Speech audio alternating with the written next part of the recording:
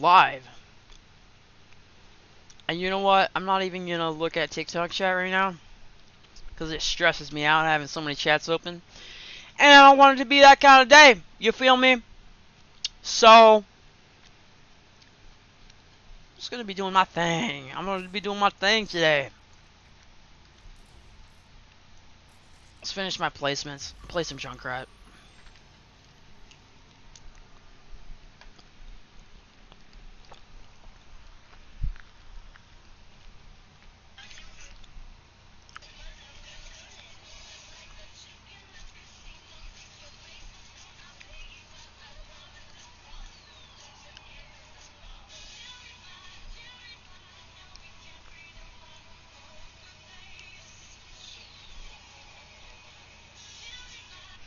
I'm dead.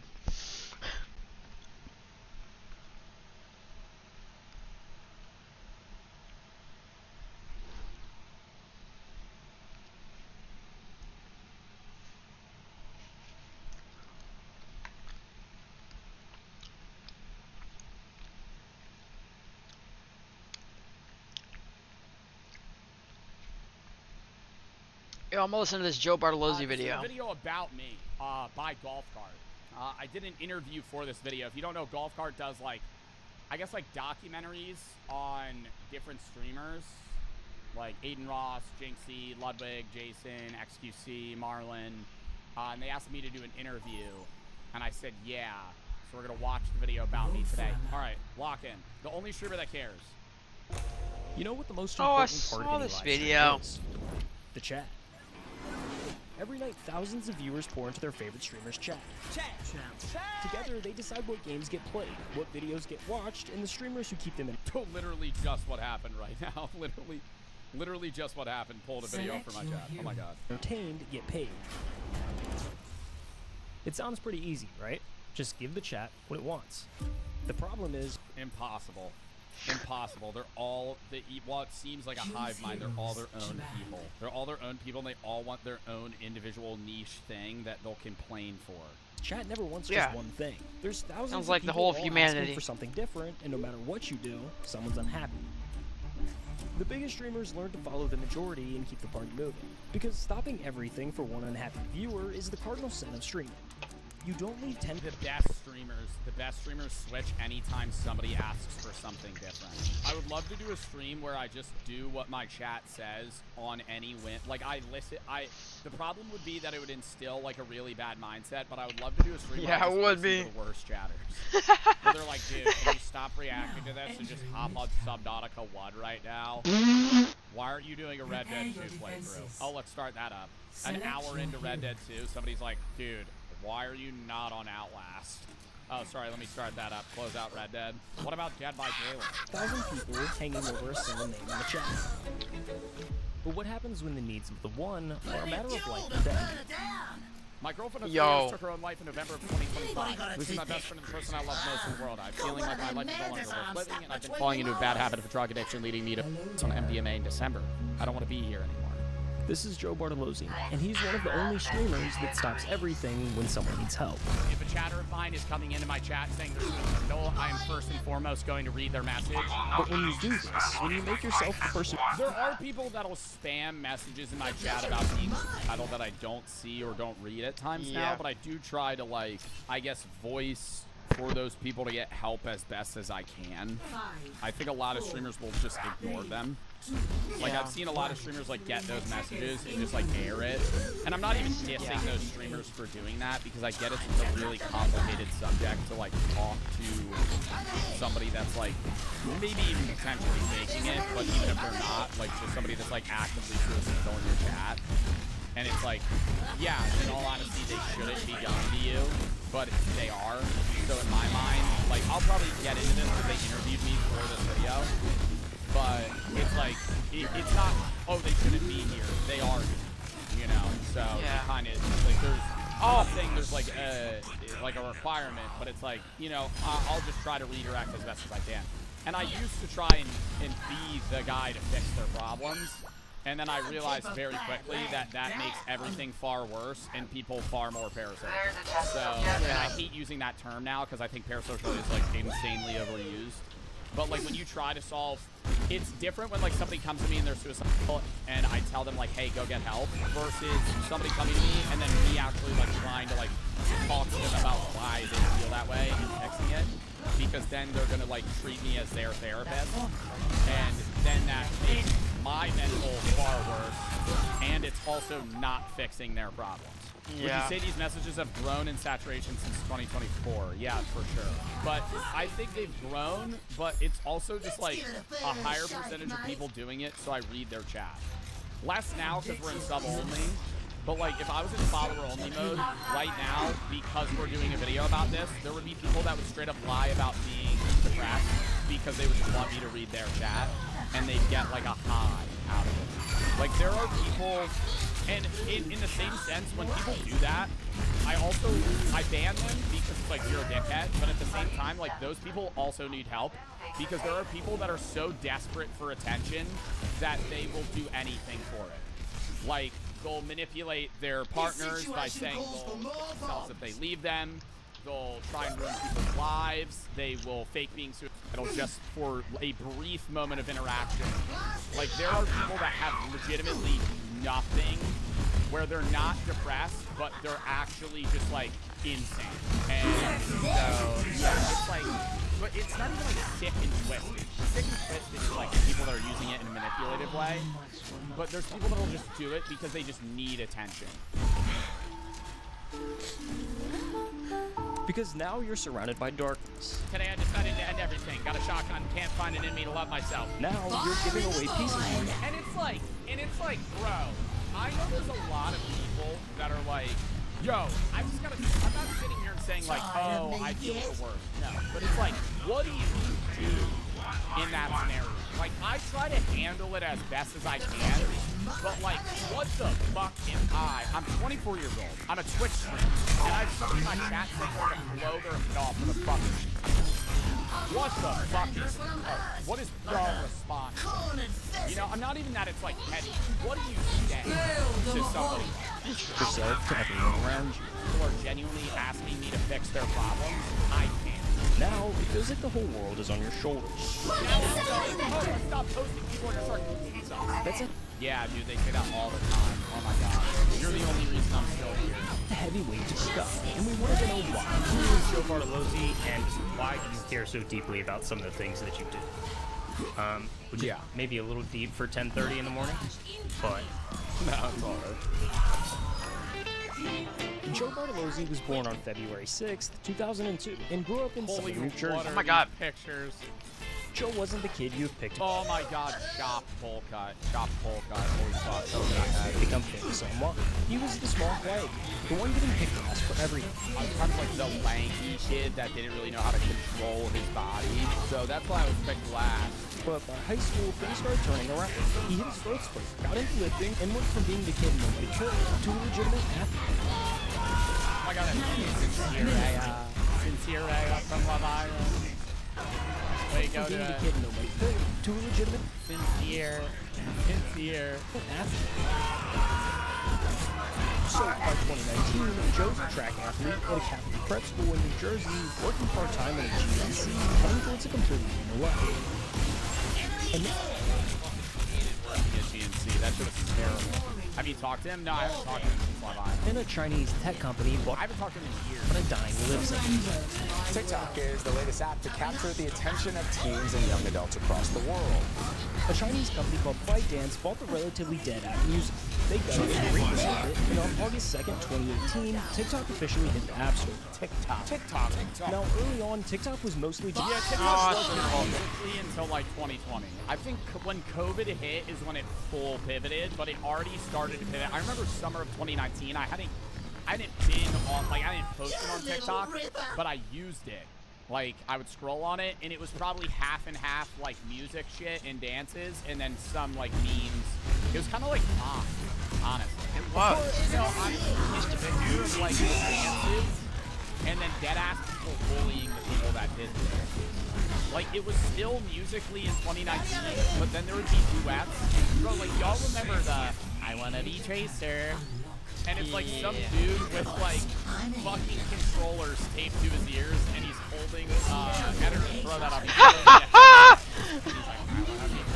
like making fun of the girl doing it. Lip sync videos and the reputation that came with them carried straight over.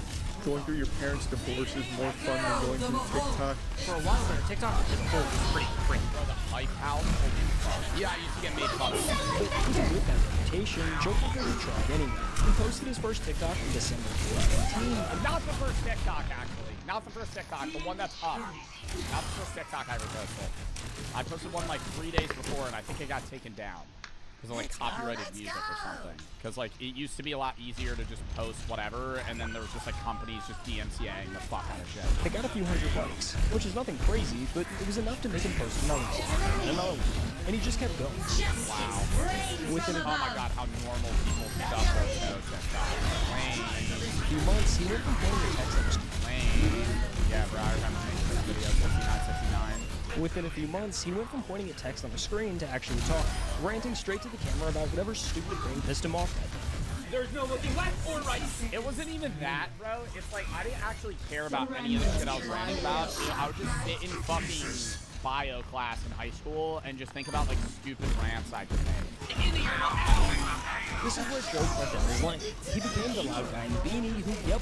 Dude, I'm so punchable in this era. I'm so punchable in this era. Like, I really just, like, every time I look at myself, I'm like, oh, this guy sucks. This guy's so fucking annoying. And I want to say this. If you're somebody that hated that, like, bro, that doesn't even bother me. If somebody goes up to me and they're like, Joe, I hated you in 2020, but I like your content now, I'm like, that's perfectly fine.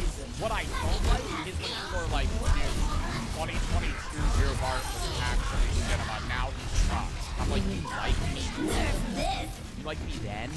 You liked me when I was like 19 and just a fucking douchebag just being like, why are you getting and now I'm annoying? Like, what the fuck is where's your scale? What about people who drink sparkling water or crash out over some DIY? The coffee pot floating! Oh my god, bro. I hate it to make me. I'm so happy I'm done TikTok. I am so happy I'm done TikTok. Like, is there ever a world where I'm gonna post another video? Yeah, probably. Like, you know, suicide prevention. In accordance with that. I think it's September 10th. It's Suicide Prevention Awareness Day. I usually post something on all my platforms for that. That'll probably be the next TikTok I post. But like, I'm not like done. But I'm done posting like consistently on that forever. I used to post 4 to 5 videos a day. I remember if I took a week off, I would have to pre-record 30 videos. By the time COVID hit, TikTok was becoming a mainstream platform. Suddenly, TikTokers were performing at NBA halftime shows or hanging with the Kardashians. I mean, the D'Amelios were dropping. Yeah, they were raking in money, bro. And I remember, bro, like late 2021, I had 10 million followers, and all time I probably made like 5K on social media. Like, not even. I remember the D'Amelio, dude, it was literally like exponential. In that era from like 2020 to 2022, if you were on TikTok, if you weren't top 10, you made nothing. You made literally, because there was no creative fund and there was no sponsors unless you were like a D'Amelio or Addison Rae or Lil Huddy, you know, and you had like a fucking meal. You know, you had a little fast food meal. A reality show on Hulu. It was the biggest app in the world, and Joe had gotten in early. 6 months after you started posting, if I'm not... It was 2 cents per 1,000 views. Well, that was when the creator fund came out. Before, you didn't get paid at all, Cam, if you remember that. It used to be nothing. For years, it was nothing. I don't know why and then it was, you got something, and it was like, you got 1 million views, you got like $30. And I remember that was like cinema. Just thinking, you had over 1 million followers on TikTok. 2020 TikTok. Bro, you could post anything. I didn't have any equipment. I remember in this video, the lighting that I used was my great aunt that died. I got her my great from like 1980. Bruh. And I was his great aunt that died. I didn't buy a ring light until I had like 8 mil. You could literally post anything, and if it got any amount of views, half the people that saw it would follow you. So now you've got a teenage guy, fresh out of high school, with millions of people watching his every move. But what do you think this does to a person? It's not the same guy who's like a Disney star, right? Because I was nowhere near that level. But it's just the idea of like, I love how I'm responding myself. I'm gonna shut the fuck up. Teenager that's getting clout And I think 99% of the time, that's it. And Joe was no exception. All of those views, all that attention that comes from fame, it went straight to his heart. I went from being a really insecure, it was like polar opposite, right? And I had to find the medium. Like, I used to be really insecure when I was in like middle school or early high school, to a point where like I started working out, I started doing this, and then it went like full flop to like narcissism. And so it was like an obsession with myself because of insecurity that then inflated my ego to the point where I'm like, oh, I'm awesome. And you can see it in the content from that era. The captions, the attitude, the way that he carried himself. Okay, so this is my proposal for anyone that would like This is even some shit, like, this was literally, like, supposed to be a funny video, but this was during the douchebag era. participation all day, but don't have anybody who resistance. Oh, Jesus Christ, bro. What a fucking cornball. Oh, my God. What a fucking loser, bro. This is the version of Joe that Joe doesn't like. That person in that facade I had to do to create that character actually became me for a short period of time, and I hated it. But as much as Joe hates this version of himself, he also kind of owes everything to him. Because that ego is what gave him the confidence and drive to start making bigger swings in his career. And when you're building yourself from the ground up, those two things can be the difference between success and failure. You see, everyone wants to start their own thing until they realize how much work starting actually takes. Building a website, setting up payments, all the work. You don't really, I think this is going to transition to an ad. Yeah. But actually, I do want to talk about what you're saying. Yeah, you don't really realize the work that it takes, but you don't really get into it all at once. I think, like, a side piece of advice, like, looking back at my social media career, is you don't just, like, hop into doing everything at once. You know, you kind of, like, slow transition. Like, I was doing TikTok, and then I started doing Twitch and YouTube, and I wasn't making money on any of them. And then, like, over time, the money I made, I just put back into it, and then over time, I had enough money to hire an editor, and then you get into that, and then you start a business, and then now you're getting, like, it's like, if you don't start going, I want to be a streamer, first thing I'm going to do is make an LLC. It's like, no, you fucking just stream. Get into that shit. Fuck yeah! Edit your own content, and then over time, you kind of off-put work to other avenues. Exactly. You start slow. Over to WAP.com today. And 3FS. But now back to Joe and the business he was just starting to build. It started with diversifying his audience. Because unlike YouTube and Twitch, the popular account is kind of on TikTok. You can have $1 million on there and make it money. Because platforms simply More, bro. Not even underpaying, it's just they weren't paying.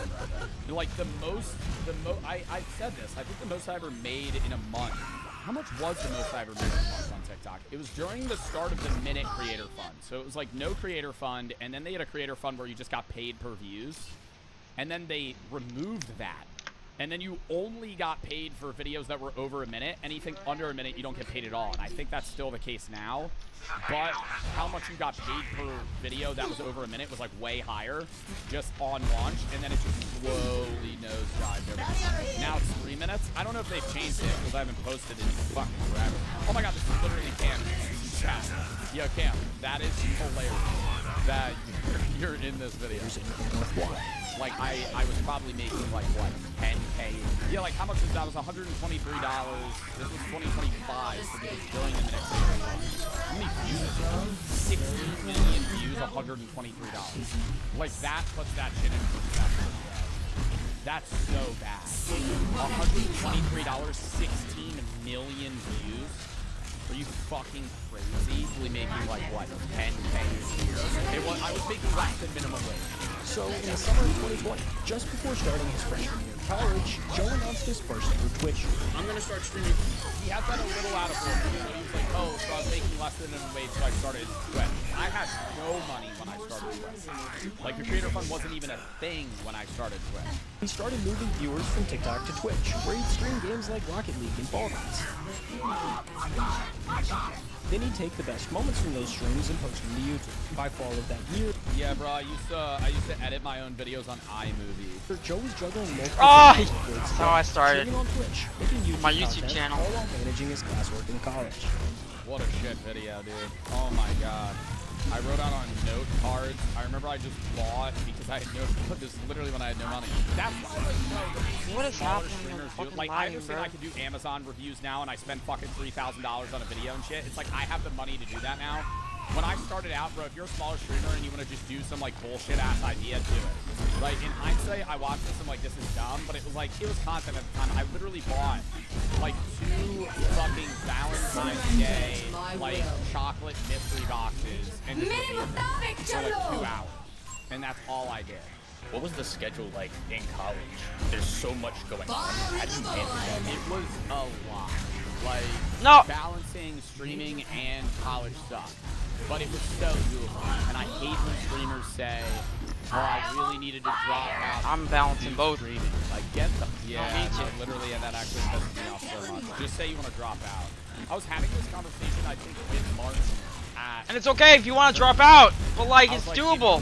I don't have a problem. You gotta find a good college. I think it's not easy, right, to be a streamer, but I don't like when people use streaming as an excuse to not get through. Where they're like, I don't have time. Don't say that. You have time.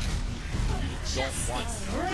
Thank you for 3 million followers. 4 million followers. By December, Joe hit 1 million followers on TikTok. And just a few months after his first stream, Joe was pulling in nearly 1,000 average viewers on Twitch. Like, I was so... That's an OG clip. That's an OG clip. That's what I'm saying, bro. That's what I'm saying. You can make content out of no money. Like, I had no money during this. The Danny DeVito cardboard cutout was an investment. I remember I wrote this off for a video. Because it was like a $50 cardboard cutout, and it was like, I don't have the money to spend on this. So I was just using, like, BitDonos to buy, like, better mics. So I remember this was like an upgrade. I used to have a blue snowball, and then I bought this Yeti. And this was expensive at the time. This was like a big mic. And then I still had a webcam. I had like a Chinese 1080p webcam, and then I upgraded that to like a Sony a6000, which was the camera I had before this one. So obsessed with performance. Joe was constantly studying social media, trying to understand what made... Oh my god, holy no background. Holy no background. Magic the Gathering cards in there. Those are my school books in the back. Boof. Social media, trying to understand what made videos pop, what people responded to, and why certain videos failed. That confidence had turned into a full-blown obsession. But because of it, Joe was starting to not like the person he saw in the mirror. I'm trying to map out where the ego kind of starts to disappear versus... Nah, people are gonna flame me for this, but literally listen and I'll explain. Like, was there a low point, a moment where you're like, holy, I gotta change? Yeah, I don't really, I don't think there was like an aha, right? It wasn't like a light switch flip. It was more over the span of like I met you at the end of this douche era. Yeah, no, literally like as I was coming out of it. 6-month period where I was like, I'm kind of being a dickhead. I always say it was a mixture of things, bro. Like there was a majority, it wasn't like one thing that was like, oh, this is gonna make me a better person. I do credit like a shroom trip to a degree, but that was just me talking about like if there was a catalyst, but that wasn't really it. Starting philosophy classes, I had the shroom trip and I had an ego death, and it was like, I'm gonna die one day. I need to be a better person. I need to treat people better around me. At the time, I had started dating drugs. I think she did make me a better person at the time, right? And I know we're not together now anymore, but I think she and I grew a lot as a partner to her, right? Or with her. I started taking philosophy classes. I obviously had my frontal fucking lobe growing because I was getting older. So it's like, it was like 5 things at once, right? And I started caring more about mental health. So it was like, so much shit, right? Like, I was so keen on, like, people not killing themselves. I had a shroom trip. It was like 9 things at once. So, like, when they asked me that, I was like, I don't really know. So I said much, but, like, that, there was no individual catalyst. Coupled with a variety of things. So, I don't know if you can include this in the video. That's up to you.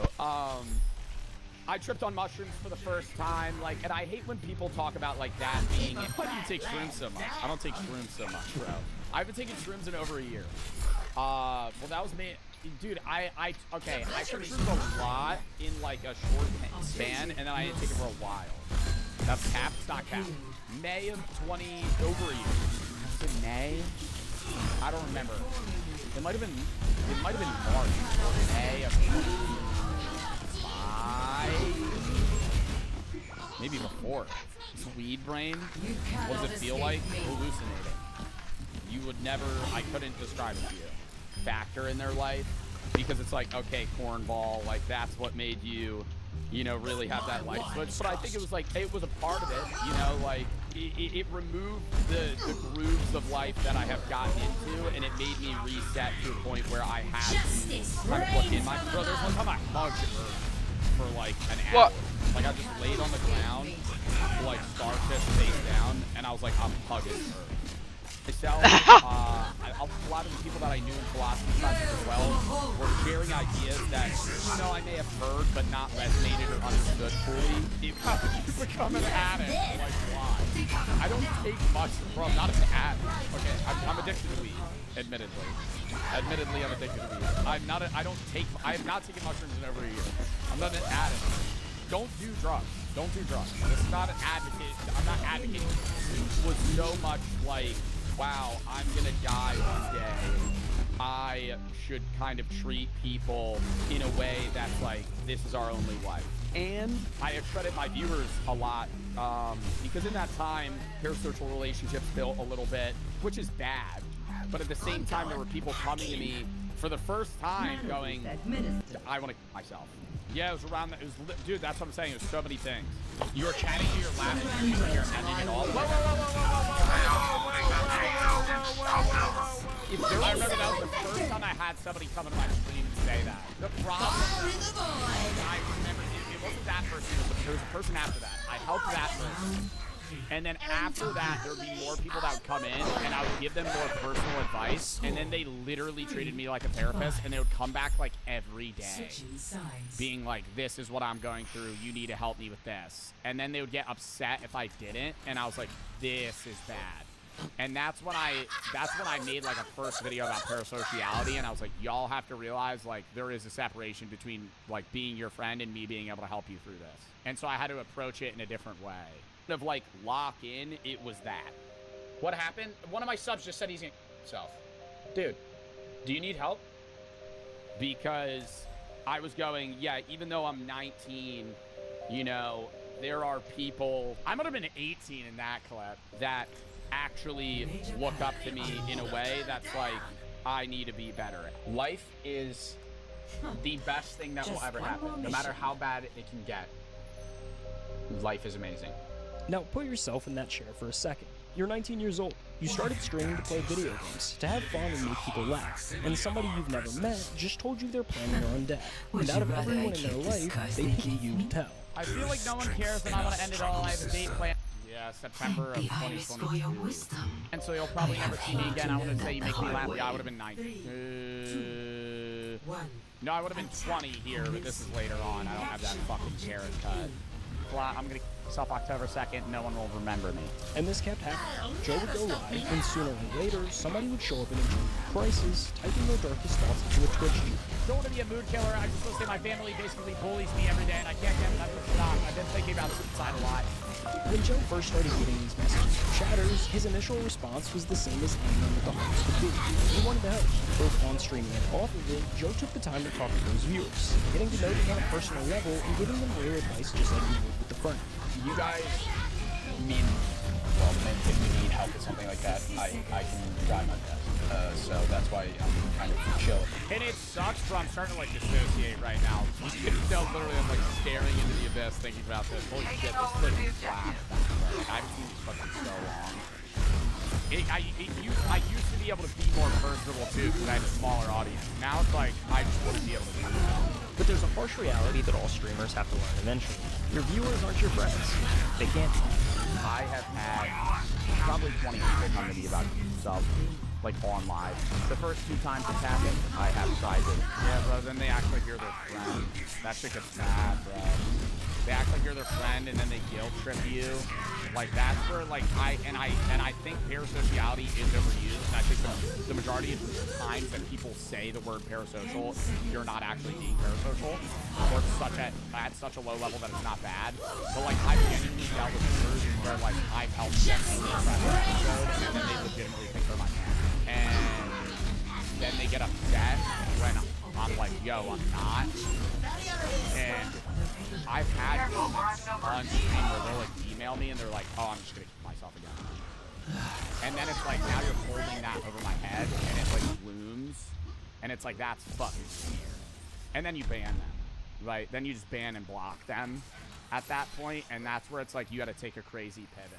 Because it's like those people, like I've learned, bro, I want to help people as much as I can.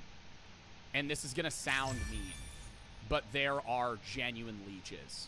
Like there are leeches in life that will just suck every ounce of energy out of you and not care. And they're like that's just not even in the streaming verse. Like that's just like there are people that will do that in such a toxic way, not return anything and just like fuck off. Like, and then when you don't help them, they'll like guilt trip you. I dealt with it in a parasocial way. You've probably dealt with it in just like a personable, like person to person way. And it's like, dude, it's exhausting. And it's like, I had to change that shit quick. You see, the relationship between a streamer and a viewer is way more complicated than a normal friendship. When you spend hours watching someone through a screen, day after day, your brain starts doing something weird. You pick up their sense of humor, you learn their opinions, their moods, what makes them laugh and what sets them off. You come to know them the way you'd know a friend, except they have no idea you even exist. Yeah, and then they feel like I mean, dude, there is that level now where like, I mean, I don't know.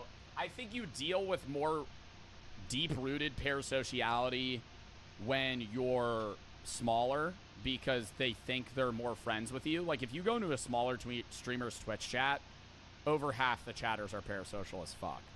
And that's just me being fully transparent here. If you go to a streamer's chat with like sub 50 viewers, half of those people are so parasocial because they genuinely think they're friends with the streamer, and that's like why they watch them. And it's like battling that as a small streamer's uber sucks because when you're that small, you kind of have to cater to those viewers because if you don't, they'll leave. And you can't really act how a big streamer would because you have to be more intimate with your audience because your chat's slower. As you get bigger, you kind of weed those people out, and then you just deal with like stalker weirdos. So it's like, I don't really have that level of parasociality anymore. Now there's people that are just like obsessed with me in like a really weird way where it's like they really hate me or they really like me. So it's like, that's what you deal with now. Don't really want to get into that.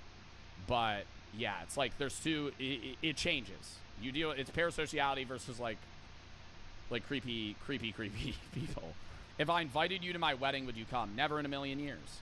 I feel like you're joking because of what we're talking about, and I don't mean to be mean when I say that, but just put LMAO.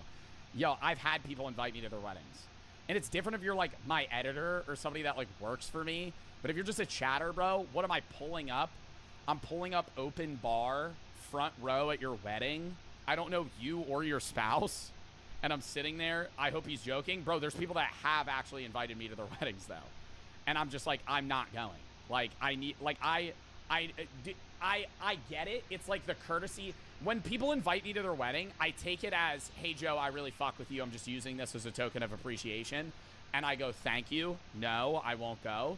But it's like, let's play that out. If you've actually invited me to your wedding, if I pulled up, I'm ruining your wedding. I'm ruining your wedding. Your wedding is supposed to be about you and your spouse. If I pull up, I'm fucking up your wedding. Like, what? It would be so awkward.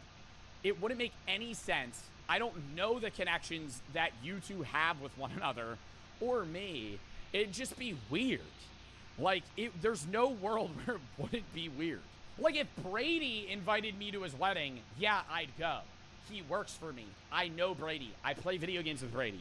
But, like, a random viewer of mine, that's like even a dedicated chatter, I'd be like, bro, what? Fast intruders with guns grab a popular influencer by the hair. Oh, is that Amaranth? Demanding money. 3 guys came into my room, turned all the lights on, and then they had the gun pointed at me. While most parasocial relationships don't reach this level, there's always a possibility that it can. 3 popular Twitch streamers face a terrifying encounter while live streaming along the Santa Monica Pier. I'll kill you right now. I'll kill you right now. If the streamer leans too far one way, they might come across as uninterested or cold. But lean too far the other, and viewers can mistake an occasional reply for friendship. Please stop following me. It's getting weird. It's getting strange. I don't know you, okay? Bro, I just think if you're doing that shit, bro, you should just get body slammed into the fucking pavement.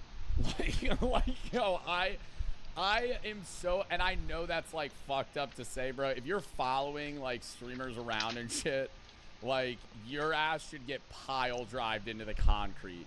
And it's like, bro, I was talking to Ron about that shit when they were on stream, and that kid, like, fucking got in a DoorDash car or some shit to, like, pull up to their house, and they broke his phone, and then they almost got sued. I'm like, bro, you should have fucking broke his jaw. I'm like, that fucking guy's a weirdo, man. Holy shit.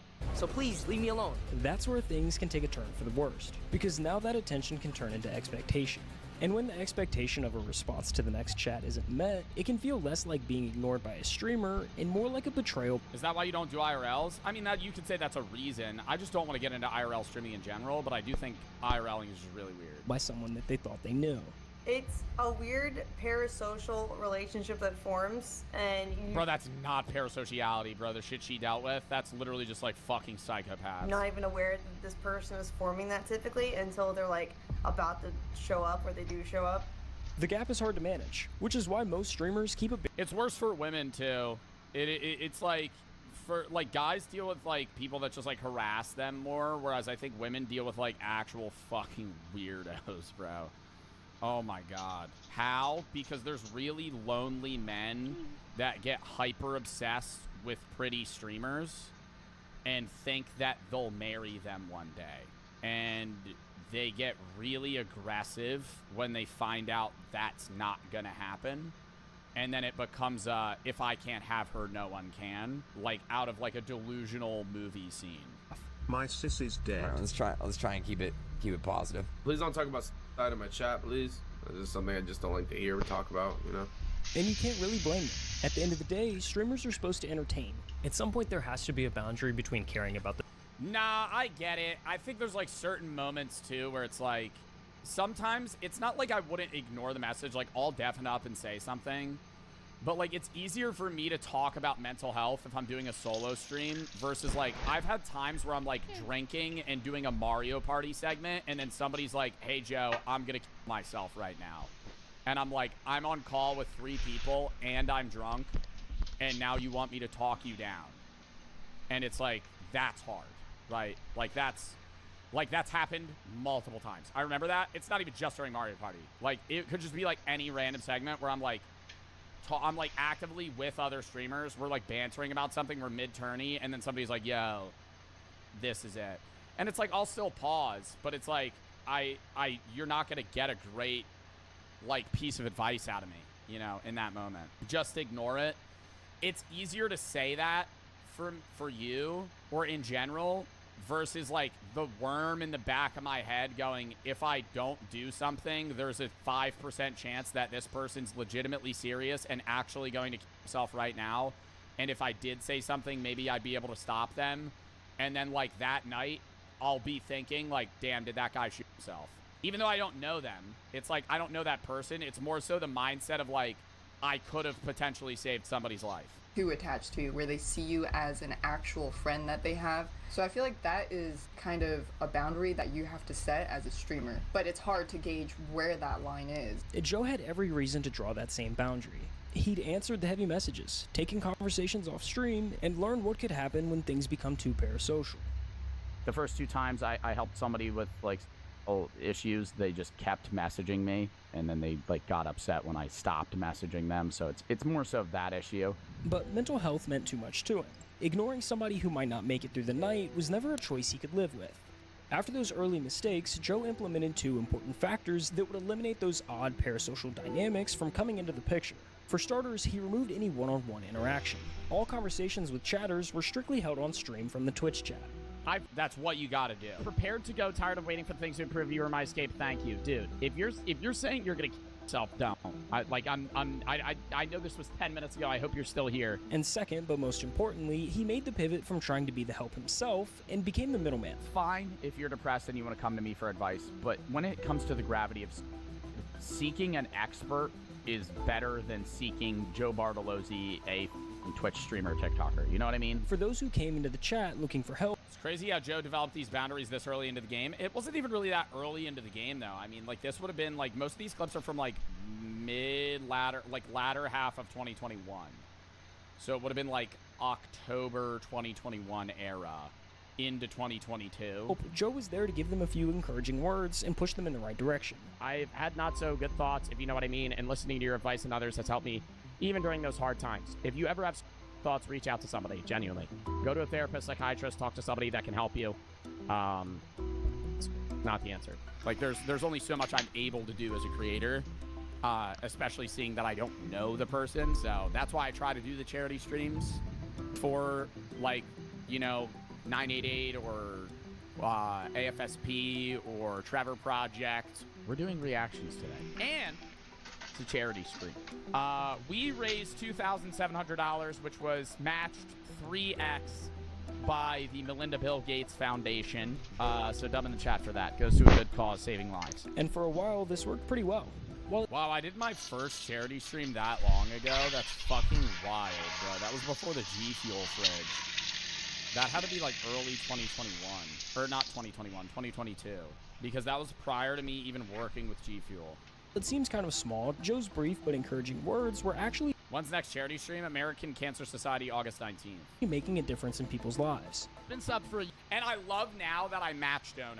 Like, I used to not have the money to do that, so I would usually just donate, like, fucking Oh, $200, I'm sorry. $300. I didn't mean to step on now you. I could just, like, I'm every sorry. charity stream I do, I'm just Oh like, my I'm matching goodness. chat donos up to 10K. I didn't mean to.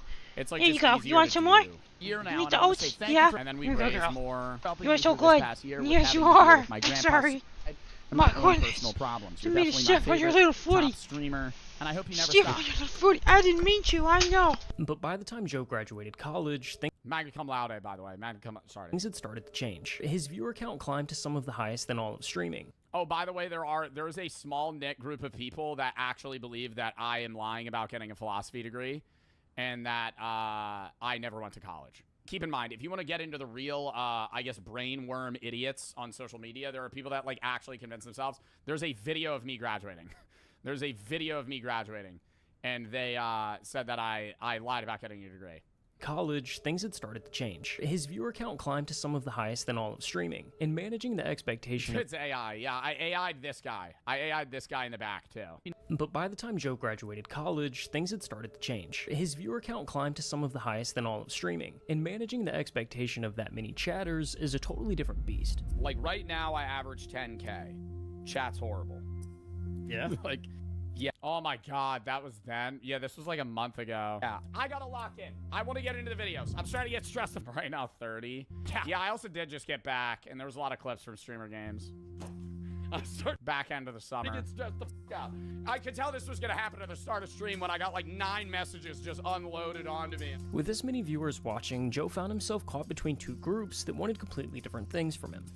Even still, you average like 17K? Yeah, no, you're right. Like, I mean, this is just inflated for today.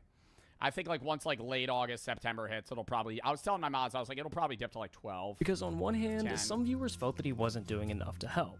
I guess even my favorite streamer doesn't care about me. Lame comment. I have 5,000 people in my stream that are spamming right now. Oh, yeah, no, this person's a loser. I'm sorry. This is, like, No, this is actually loser shit. Can you give me help? I'm really... blah, blah, blah. And then they say, I guess even my favorite streamer doesn't care about me. I mean, like, pity party. Like, this is literally just, like, pick me manipulative. Like, I'll just say that. Like, I'll hard pivot, bro. I get your... Like, this is, like, actually just fucking loser shit. This is, like... toxic fucking boyfriend-girlfriend energy of, like, you don't care about me, I'm gonna kill myself. I'm also playing a video game, and then I don't respond to you, and you pull this guilt trip here. But on the other hand, there was a totally different group of viewers that were tired of the stream constantly stopping. Jesus, dude, I like watching your streams, but when you go on rants like this, that's all you do all the time. That's annoying. Play the game. Do me a favor and never watch me again. Do me a favor and go f*** yourself. No matter what Joe did, someone felt ignored, and the messages were starting to get more demand. Yeah, I think this was the era that I realized no matter what you do, there's always going to be people that hate you. Early on, people would briefly mention that they were struggling, and Joe would offer a few words of encouragement. Now, they wanted more. Like, every stream, it's been getting more and more and more and more, like, involved, where people are genuinely asking me to fix their problems. I can't. I'm sorry.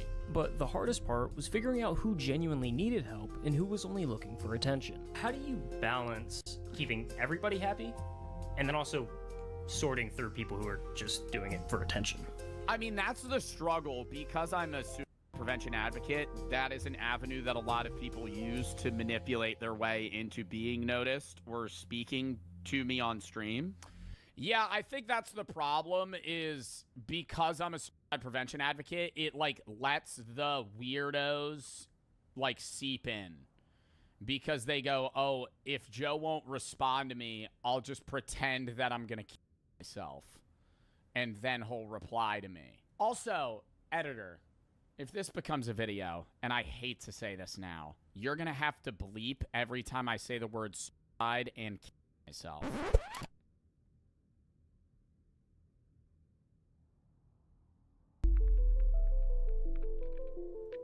Because I do so much mental health advocacy, the amount of people that come into my chat and fake being is absurd. I had one chatter that came in and they say, hey, I'm the mother of so-and-so. Oh my God, this was recent.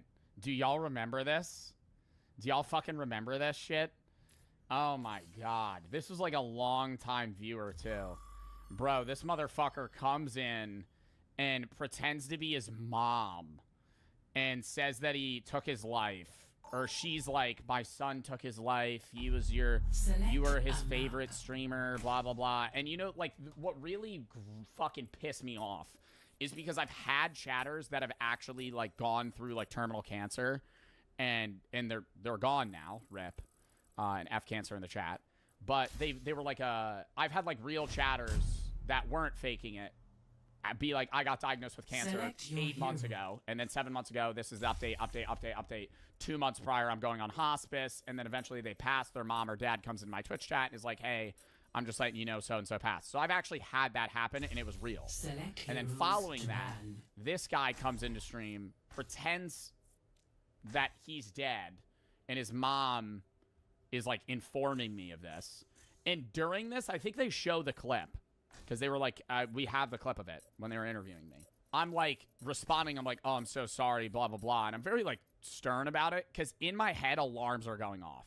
I'm going, your son just took his life last night. And the first thing you do as a parent is go into Joe Bartolozzi's Twitch stream and let him know, right?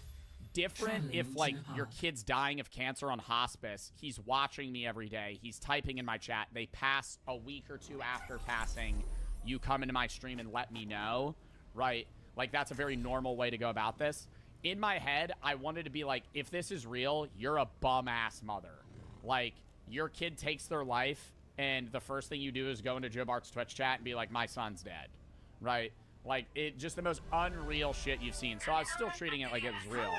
And then, like, a week later, bro comes back into chat and is like, my brother took my phone. I'm sorry. And I banned him, and he made like 9 alts. And he's like, I'm sorry. I was just trying to... I was like, bro, you're a fucking loser. I'm like, I need to IP ban you from my Twitch chat, bro. Like, that guy sucks. Oh, he took his own life. I just wanted to let you know you were his favorite streamer. I'm sorry that he took his life. Yeah, this is a fucking clip. And in my head, I'm sorry, bro, I'm going to say it. In my head, I'm going, this is a lie. Like, I don't really know what to say. I'm sorry. I hope you're all right. I'm sorry for the loss of your son. Come to find out, like, and in my head, I'm going as well. That guy is deranged. Like, that guy needs help. And so I remember I banned him after he came back, and I was like, bro, you need to go to therapy. Like, not even on some, like, you're depressed bullshit, because, like, I know he's not. Like, there's something wrong with you. Like, if you're going to those lengths to, like, fake your own death to a Twitch streamer to get attention, you're, like, really fucked up. Like, something's wrong with you. You're the chatter? I knew that, bro. I'm banning you, man. That's fucking weird as shit. This leaves Joe stuck making a decision. I went on a rant for, like, 20 minutes. I was like, bro, you're a fucking asshole. I was like, that's like the biggest dork shit you could do. Fake yourself and then pretend to be your mom coming into a Twitch chat. If I'm being honest, I think a large portion of people that come into my chat and say stuff that are lying. Well, yeah, it's probably like 40%. I would say like 40% of the people that come in, a lot of them get banned because they'll just spam it, and they're the ones that are like attention fiending. But yeah, there's probably like, out of like, say like 100 people are like Joe, I'm suicidal in chat, like 40 of them are lying. 40 of them are lying or not serious. They're like sad and they're saying they're suicidal. Either way, I have to treat it like it's real. But I have to treat them all as if they're real because then I could, on an off chance, not take somebody. Yeah, be telling a guy to fuck off, that's like actually like don't do it. Seriously, that is serious. And that's the worst thing you could do.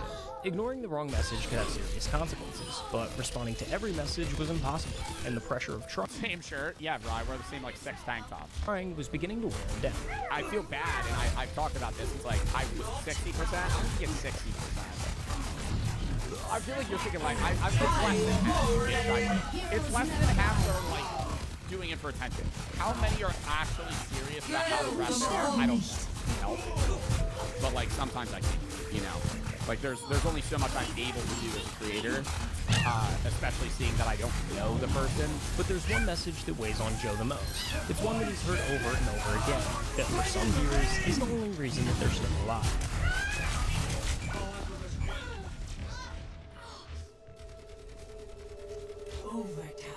Yeah, like I don't know if this is a real tweet, bro, but this shit's crazy, man. I'm on point, anybody. You were there when my dad passed. You saved me from ending my own life more than anyone should. I've realized so much because of you. I can't thank you enough. You unknowingly have helped me with a lot. My life has gotten a lot better since watching you from your philosophy stuff. Never had a favorite streamer until I watched your streams, and it kind of saved my life, no pressure. I wanted to myself, you saved my life. I did not save your life. You saved your own life. Please get the help you need, though. If I'm the only reason that you stopped, you know, wanting to kill yourself in that moment, you need a lot of help outside of just watching my content. When you hear some of those stories, how big of a toll does that take on you? Because, like, I don't know, I'm watching through some of their clips, talking to people like this. A lot of the chat is asking, who is checking on Joe? I mean, I'm starting therapy soon. I'm not saying it's bad to... It's really unfortunate you have to deal with it. I have respect for you, the way you handle the situations. Do you go to therapy, or have you gone to therapy for this? Yeah, I'm in therapy now. I go to therapy every week. And it's helped, and it's enabled me to be like, okay, I just gotta cut back. You know, like, I don't really like force myself to go live anymore. Or like anything like that. Like, that's why I just like take time off. That's why I'm like on for a week, and then I'm off 3 days, on 4, off 3, or on 7, off 3, on 3, off 4, some bullshit. Like, I just take more time off now. Like, because I can't get in my head and be like, oh, if I don't go live for the week. Like, I literally need something. Like, something to fall back on to make you feel happy. Versus, like, I know your videos are... And that's not even like I was telling myself that out of delusion. There are people that are literally telling me. They're like, you're the reason I'm alive. Like, if you didn't go live today, I would go. And I'm like, oh, fuck. Right? And I can't put that on myself. And that's kind of like what I've learned over the years as well. So it's like, there's a lot of growth that's done. And it's like... I don't know, I try to do like just base advocacy work now and just like charity streams in general to help instead. And then like side note, there are a lot of people that like reach out to me constantly to do like GoFundMe or like different things, and I always say no to them, and I feel bad. But it's like I can't do GoFundMe. Like, you gotta realize that. And this is just like me saying this to my audience in general. Like, if you ask me to do a GoFundMe, I'm like telling you no regardless of what it's about. Because if I do your GoFundMe, I have to do everyone's. I can't choose to do yours and then say no to somebody else. It's like I either do all of them or none of them. I always use the example, if you bring it's your birthday and you bring fucking donuts to class, you have to give everybody one or nobody one. Like, you can't just give 3 of your friends fucking donuts and then nobody else. It's the same shit. So that's why I just do like only legitimate charities. It's the only thing that's keeping me alive. Take a second and think about what that actually means for the person receiving it. Somebody who's told you that your uploads are load-bearing for their existence. Don't tell me that. Like, I'm glad I'm able to help you, but like, get help. Like, get help. Please. So, what happens if you take a break? What happens if you burn out and quit? On some level, Joe now feels like he has to keep posting, because somewhere out there... I'm happy you're putting yourself first, more, bro. Take care of yourself. I love you, Joe. Thank you. Somebody's hanging on by his streaming schedule. There will be people that will, like, come to my chat and they're like, hey, you prevented me from killing myself because I saw one of your videos and it made me laugh. On surface level, that's great. If you're me, now I'm going, oh my god, posting people and start killing themselves. And beyond the pressure, there's the sheer exposure to darkness. Joe's DMs and chat are a constant stream of people's lowest moments. And when you're surrounded by that much pain for that long, it eventually starts to get in. That's like the one thing is the emotional drain, I guess. Like, I put a lot out. After every stream, Joe sits there for an hour just coming back down from what the job took out of him. Like, when I'm done stream, I get off, I literally sit there in like silence for maybe an hour Yeah, bro, literally, like, yo, after every stream, I want to say this too. A lot of people think streaming is just going live and being done. Like, there's a setup and then also a lot of shit after stream. Bro, Golf Cart. Yo, Golf Cart, we're literally watching your video. W Golf Cart, thank you for the fucking 10 gifted subs. You did not need to do that. Thank you for the fucking 10 gifted. Banger video, by the way. Yeah, it's not just like going live and ending stream. You know, it's like you end stream and then there's shit after. It's also, bro, just like heavy decompression time. Like, usually after streams where, like, I'm talking about deep shit like that, but I need, like, time to decompress just because that is, I'll let him speak, is a lot at times. It takes a toll, and I've gotten used to it, but it kind of builds. Like, I'll be good for a month, and then there'll be a week where I'm just, like, not there emotionally, I guess. And that's, like, a problem. So the obvious question is, why keep doing it? Every other streamer proved you can just let the messages scroll and the career survives. Joe could put up the full wall tomorrow and nobody could really blame him. I'm not sitting here acting like I'm some role model, but if people are going through stuff and I recognize that they're watching my content to help them, that I want them to have some sort of guidance of redirection to be better themselves and also better their own mental health in a way that's good for them. Joe did the math and decided helping people is worth what it costs him. I enjoy making people happy more than the other aspects of the job. And that's what enables me to deal with this too. Like, a lot of people are like, oh, push through the negative because you make money. I think I push through the negative because I can affect people more positively here than any other job that I could possibly. Yeah, because it's like, bro, the money's still involved, and I think it's like my job at the end of the day, but like, I don't need to stream as much as I do. Like, I could post on YouTube once a week and be okay. Like, doing. But once he saw what his platform could do for people at their lowest, but I know there's people that get done work and they want to watch a Joe Bart video, and I'm like hyped that they want to do that, right? Like, I have my own YouTubers when I was a kid, when I was in high school, when I was in college, even now, that like I watch every day. Walking away from that stopped being an option he could live with. Thank you. My mom was diagnosed with cancer about 9 months ago. Sorry to hear that. We would watch your videos and streams. We loved your philosophy streams. She also majored in philosophy. Really? A week ago, I found out she has two more days to live. One of the final things we did was watch one of your YouTube videos. Your videos remind me of good memories. She passed away yesterday and you helped me cope. Just wanted to say thank you so much. You helped more than you'll ever know. Oh my God. Yo, that's just gonna make me cry. It's a f***ing weird job, dude. It's a weird job in social media. There's a lot of but it's one of the most like rewarding experiences. Just to be able to be someone to help other people is something that I want to do. Yeah, the money's good. Yeah, it's fun to play video games and but like on a deeper level, dude, being able to make people's days is like genuinely what I want to do. And I'm glad that I can. Oh, that was a good video. That's fucking sad, bro. Like, I'm not really gonna cry about it right now, just because it's like, you know, I've seen it, because I've obviously been the guy in those clips. But I don't know, man. It's really sad hearing the shit. Like, I remember there were, even when we played Before Your Eyes, the video game, which is a very sad game. It's just like, I don't know. There's moments where it hits me and there's moments where it doesn't. Where it's like I'm numb and then sometimes it like breaks through and there's like, you know, a fucking glint. I guess it's just like, I don't know, bro. Some of the shit y'all deal with is fucking tough, man. I'm not gonna sit here and say like, oh, I'm gonna try and compare Saturn's lives. But like, some of y'all fucking go through it, man. And it's just like, that's why I want to fucking be able to do that shit. And it's like the same reason, like, bro, like when I was a kid, man, I was a lonely ass kid, bro. I had no fucking friends growing up. Like, I used to watch YouTubers all the time. I used to watch Minecraft YouTubers. Those were like, that's why I always say I could go band for that shit, bro, because literally that's all I did all day. Like, I didn't really hang out with people or go play outside, bro. When I was like 10 years old, all I would do was fucking watch YouTubers, even till like through like early high school. Not Minecraft YouTubers once I was in high school, but like other shit, you know, Danny Duncan or people like that. Like, that was a good video though. Bro, sub to Golf Cart. They genuinely make fucking banger videos. All right. I gotta pee, then we're gonna watch this last horror video, and then we're gonna hop in the game.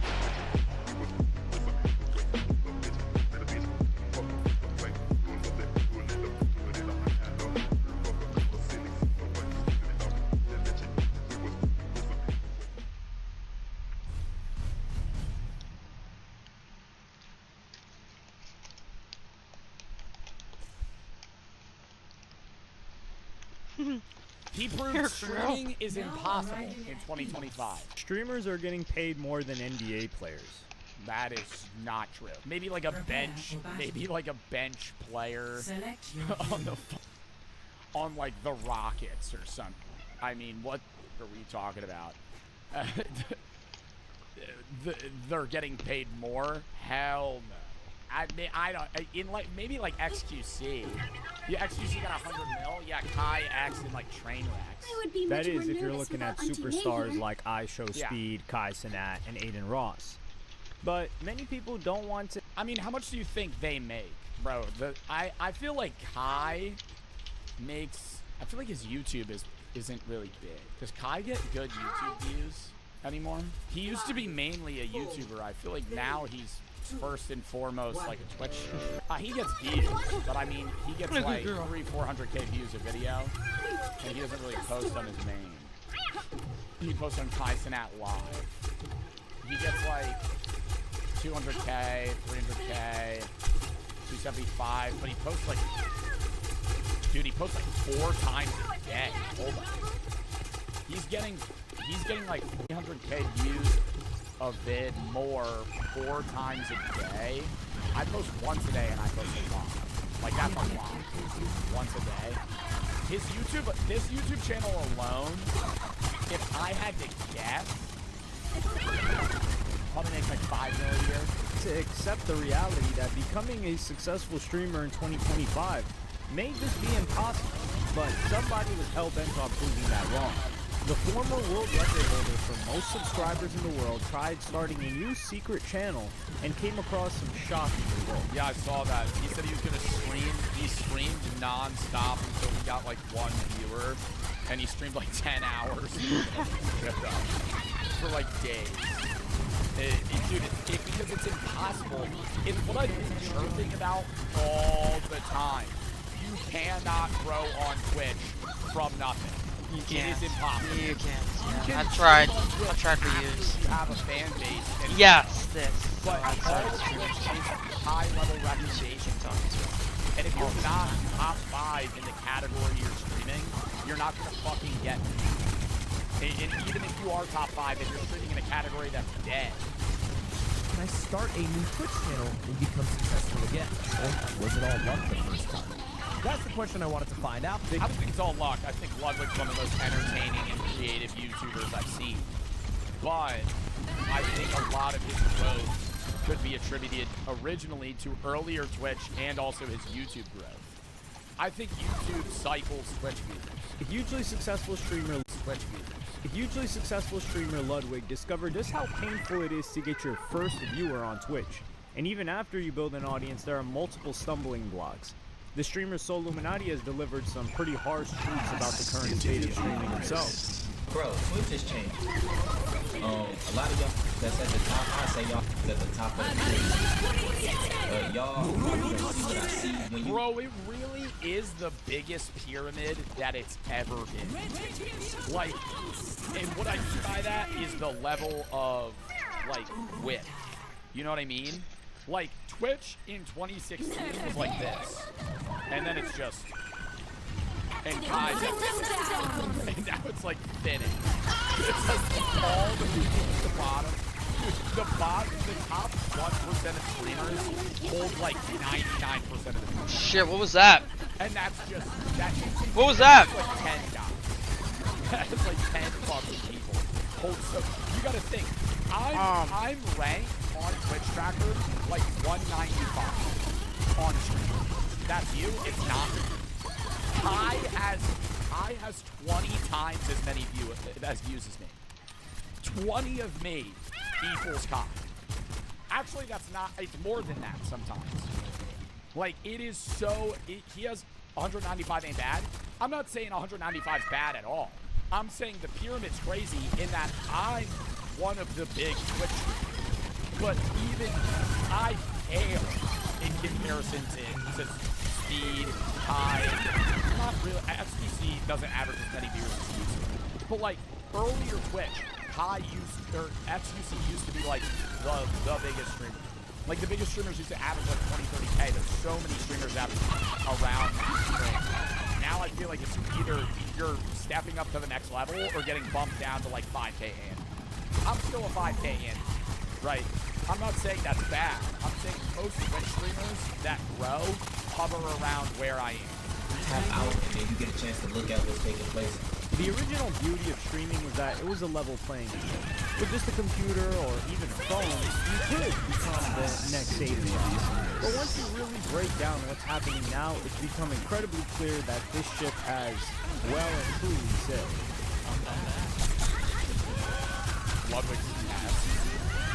The streamers we know and love today are all incredibly talented, and it would be foolish to assume that just anyone could maintain an audience's attention. Well, it's really that I think the biggest...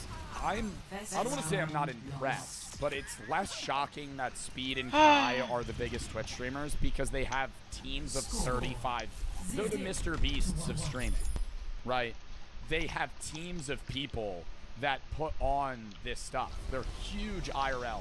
Speed has groups of cameramen and editors and people that are directing in certain ways. They have security and all these people that are basically putting on a production, like a movie almost, for what they do. And then there's guys that are like desktop streamers. I'm a desktop streamer. I'm just fucking sitting talking. Even other big streamers, like XQC is a desktop streamer. I would say Aiden Ross is largely a desktop streamer. Right? Like, that's becoming increasingly rare at the top for guys that are desktop streamers to be the biggest. For hours upon hours on a daily basis. At the same time, Queso? Oh, bro, I would say Queso's the biggest desktop. Is there anybody bigger that just streams? Queso is a desktop streamer that plays 99% solo games and never relax. Like, the FaZe guys share a lot of viewers. And even like Jinxie's huge, but like he does a lot of classics. He's just like raw FaZe stuff. I would say Jinxie's smaller than FaZe on Twitch. I think, actually no. I think he's just bigger on Twitch and I think Jinxie's more known, but Queso has a way bigger dedicated fan. They did gain a lot of momentum from the wave of popularity streaming has experienced in the past 5 years. And Ludwig is a perfect example. He's a funny guy, but he also started during the early years of streaming when it was really developing in 2018 and benefited from the intense popularity streaming received during the pandemic. But just how much luck and talent played into his success is something he often gets asked. I want to know the take that early streamers had when streaming was do you think streaming was easier or harder then? Like, do you think it was easier to be a streamer and become a streamer in like 2017 or now? There's way more viewers, but I think there's an even higher influx of streamers. I think it was easier to grow just because there was, you know, more potential to be seen just streaming. But there was also way less people watching. So it was like you had to fight for those viewers. But now I think it's like you're fucking fighting an uphill battle. Right, you're scrapping for 5 people in 2018 versus you literally having to be as good as Kai Sebastian today, unless you're fucking able to transfer an audience. About by his fans. You see, after Streamer Games, I met a bunch of subscribers. You guys were asking me some random questions, including questions about live streaming. And somebody asked me, Ludwig, could you do it all over again? If you had to start a Twitch channel from the ground up? If I had to do it again, I'd just retire from streaming. I would just, I'm not doing that again. Fuck no. Oh my god. What I would do, I wouldn't start over at Twitch. Like, I would have to go back to TikTok, run that up, fucking move that to Twitch, move that to YouTube and back to Twitch. That's what I did. I moved TikTok to Twitch, to YouTube to Twitch. That's how I grew Twitch.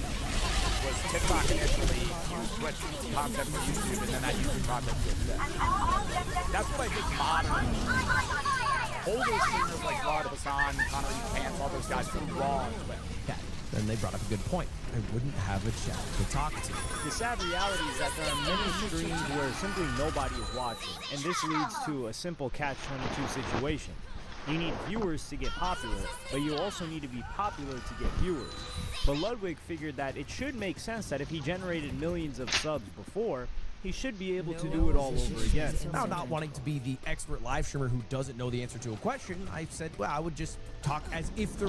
I think he could do it. Didn't he do it on YouTube? I thought that he did another experiment where he grew raw on YouTube and it was possible. I think that's easier. If you blow up on YouTube and you know how to blow up on YouTube, you could do it all over again. No problem. It might take a while, but you could do it because you know the method. Like, if, an example is Jack Dillon.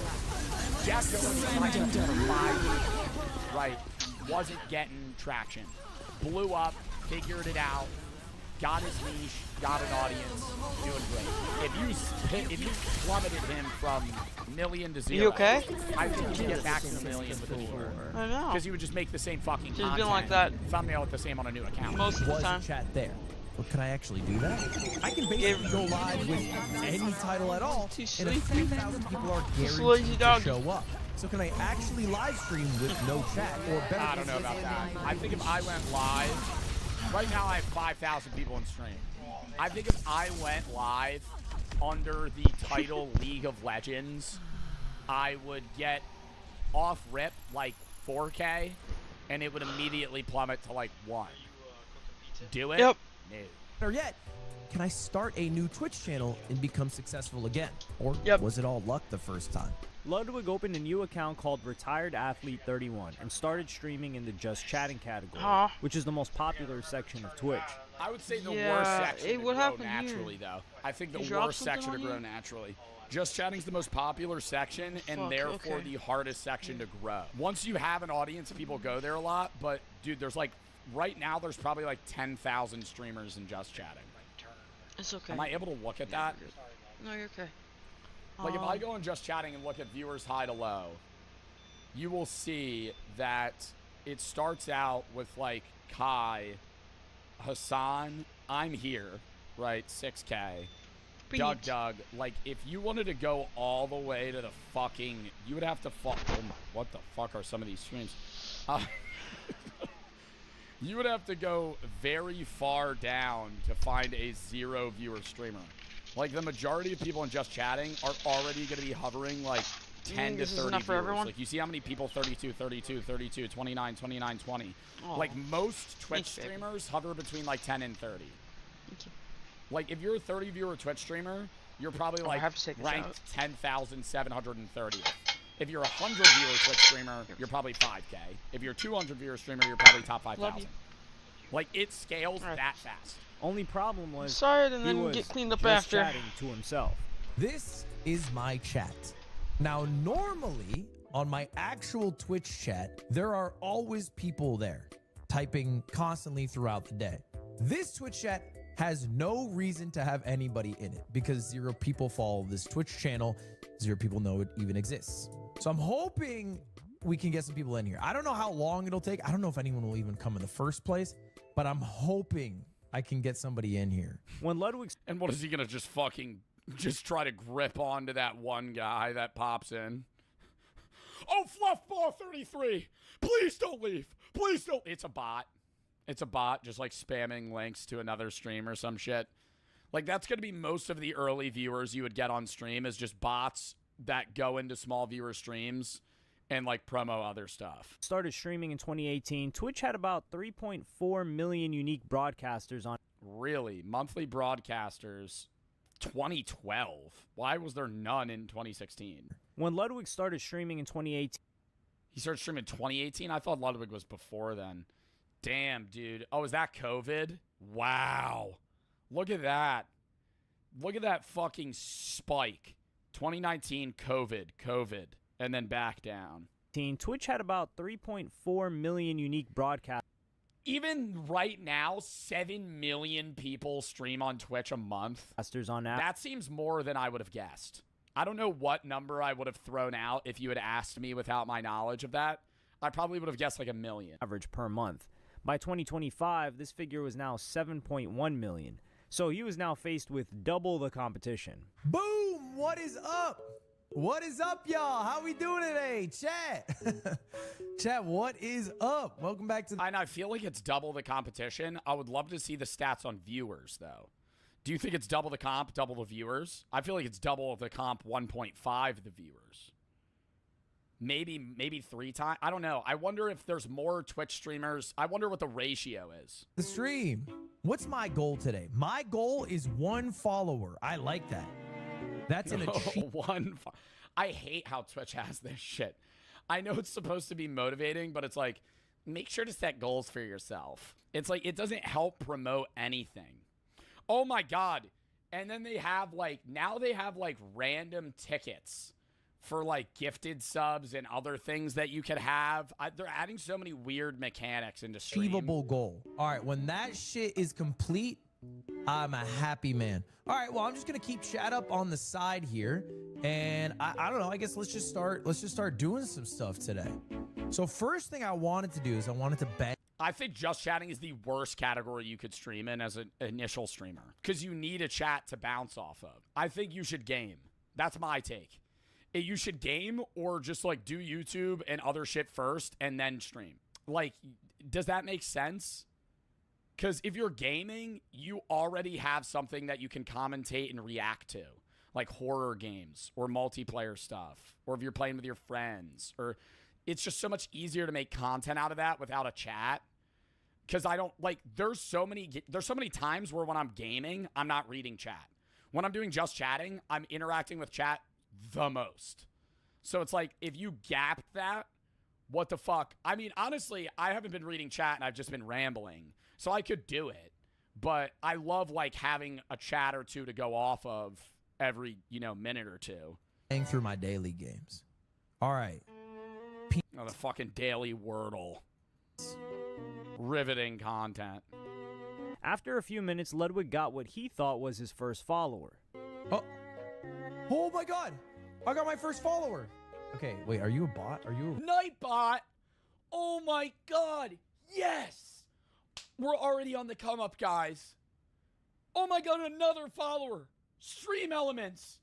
Fusabot. Oh, we have 3 viewers. Real human?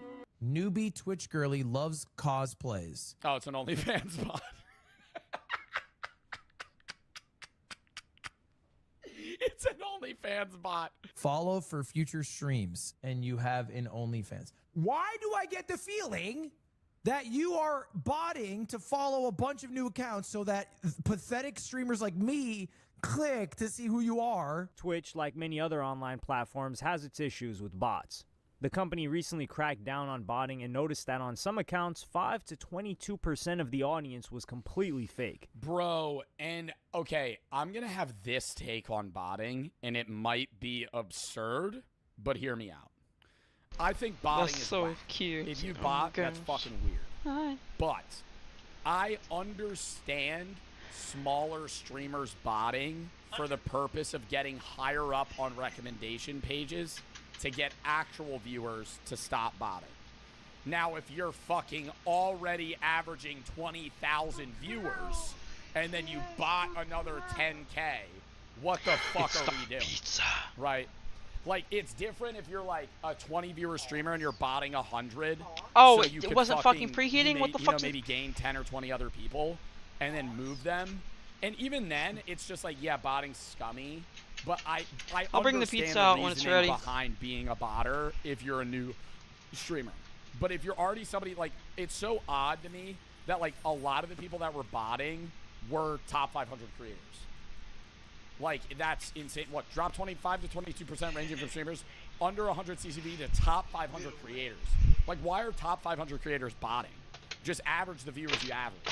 But while staring at a blank screen, Ludwig sympathized with the people who did this. I get why people view bot. What the f are you supposed to do on Twitch? With that statistic, 1,300 of Joe's viewers could be bots. I mean, statistically, there are bots in my stream. The difference is I don't control the bot. Like, there's a difference between me commanding bots to join my stream and, like, paying for bots versus somebody else botting me or, like, they're just actually being AFK people. Like, that was an issue on YouTube where viewers were being read that weren't there. And so no certain scratch. streamers I were don't like that. averaging That like hurts. 50K that Ouchie. actually had like 1,000 people in stream. If you don't view bot, you're just stuck in damned hell waiting for one person to drag you out of it. I get it though. What? I understand why someone would want Yeah, Dude, I think also she would gotta use say, it. You gotta get the. I love this take. I forget who the fuck said it, but I'm so gonna agree. If you're a new Twitch streamer, get the fuck over yourself on not promoting your shit. Tell your friends. Tell your family. Get them to watch you. Even if they turn your shit on and bag on you, it's better, you know? Like, there's so many people that are like, I want to stream, but I don't want my friends to make fun of me. I'm like, dude, promote your shit to your friends. You know how much better it is to have like a 10 viewer jumpstart than nothing? Like, having a few chatters I know. makes your stream watchable. No, it's just not Having food. none is ass.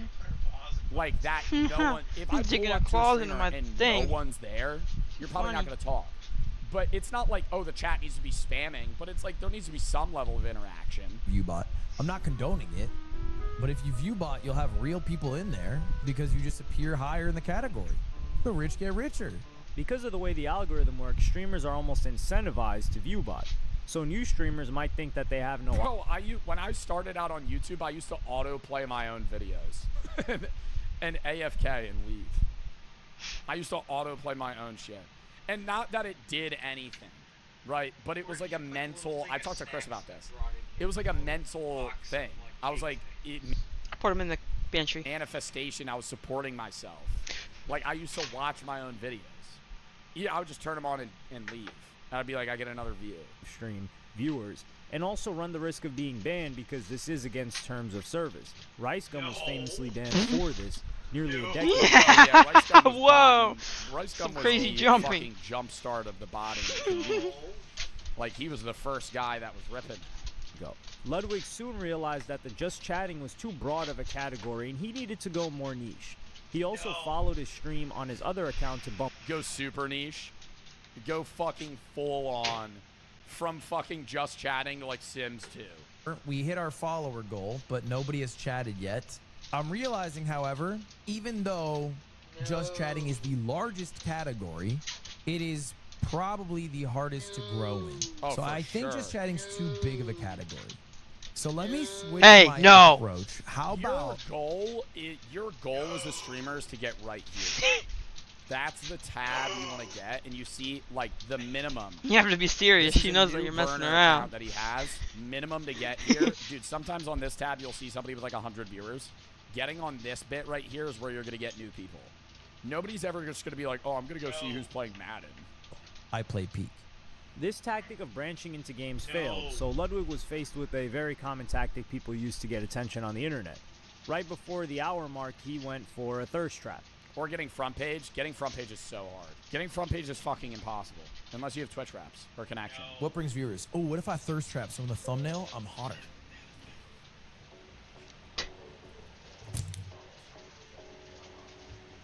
I'm going with a white I mean, at that point, have like a screen grab of like a lewd VTuber. tank top.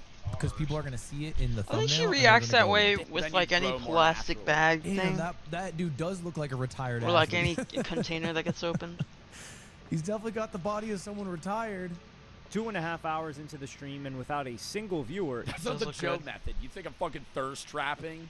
You think this is a thirst trap? Oh god, his shoulders are showing. I probably he decided regret to it. eat a hot dog as fast as he could. The goal is to eat it as fast as... See, but here's the way that I have this take. He's making content, right? It's not like primetime Ludwig shit. But like this, you gotta stream as if you're streaming to an audience. He rips this dog, no one's watching. Who cares? Clip it, post it somewhere else. Might get some viewers, might get a viewer. Possible. One man, one hot dog. Like that's what he's gotta do. All right, come on. Lock For in. promo. I ate a hot dog in, what, 64 seconds?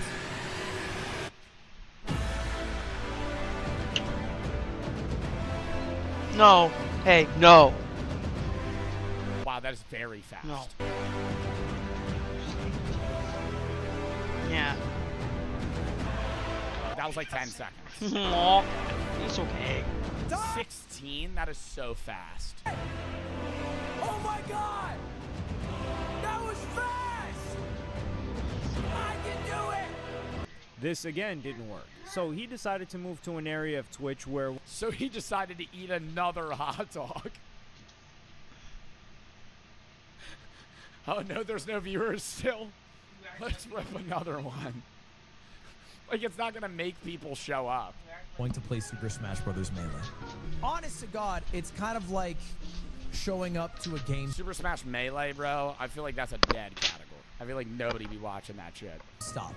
My chance of getting recognized at a GameStop in the mall is much higher than okay, at a I will bring the pizza out when it's done. We'll switch gears again. I love you. Away from this is that streaming on its own is not a way to build an audience. But I feel like you ain't. I would never get recognized in a GameStop, bro. Who the fuck's in a GameStop? Skinwalkers.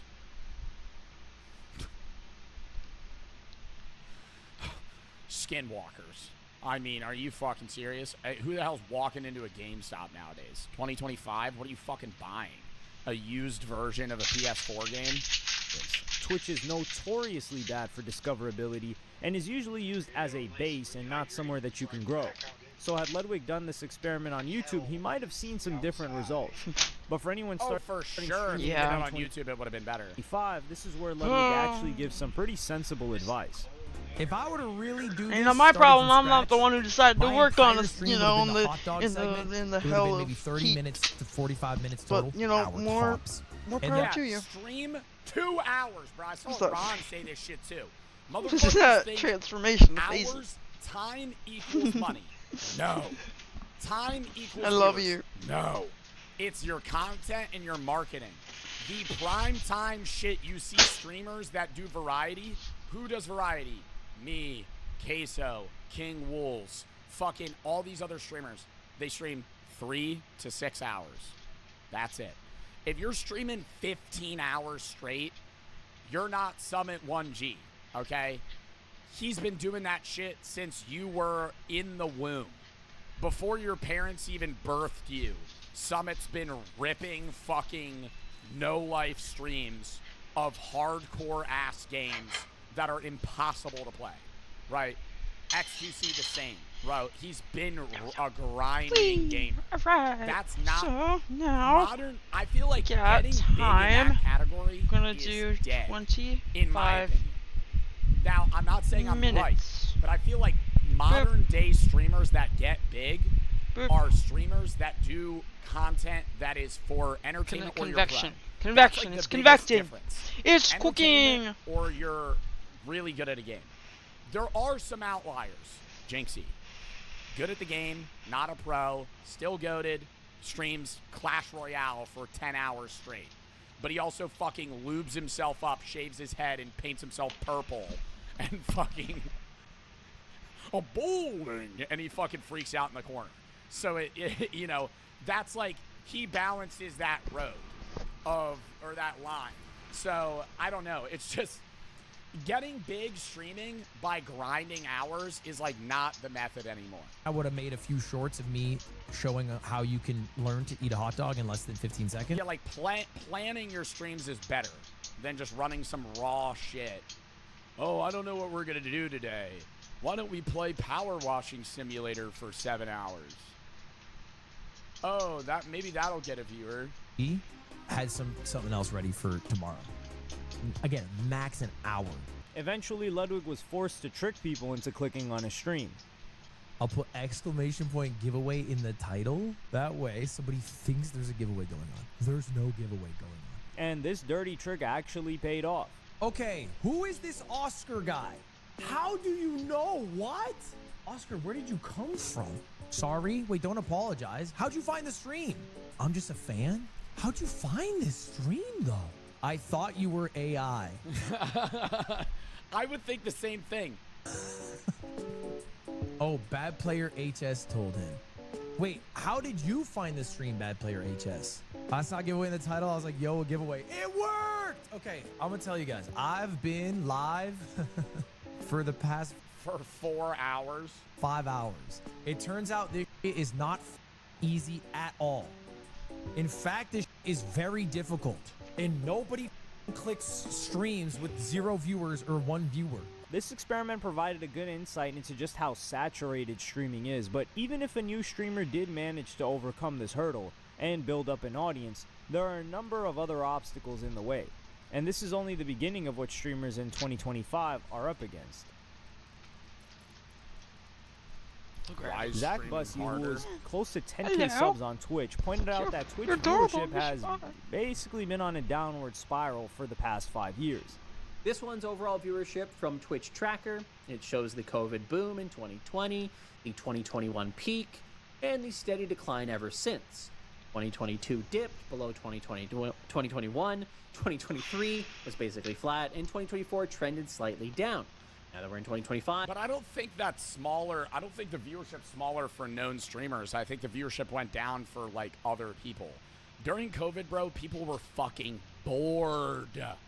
So they would go just watch random fucking people. 10 viewer, 20, 30, 40, 50 viewer streamers, 100 viewer streamers. They'd bounce around. They had nothing to do. Right?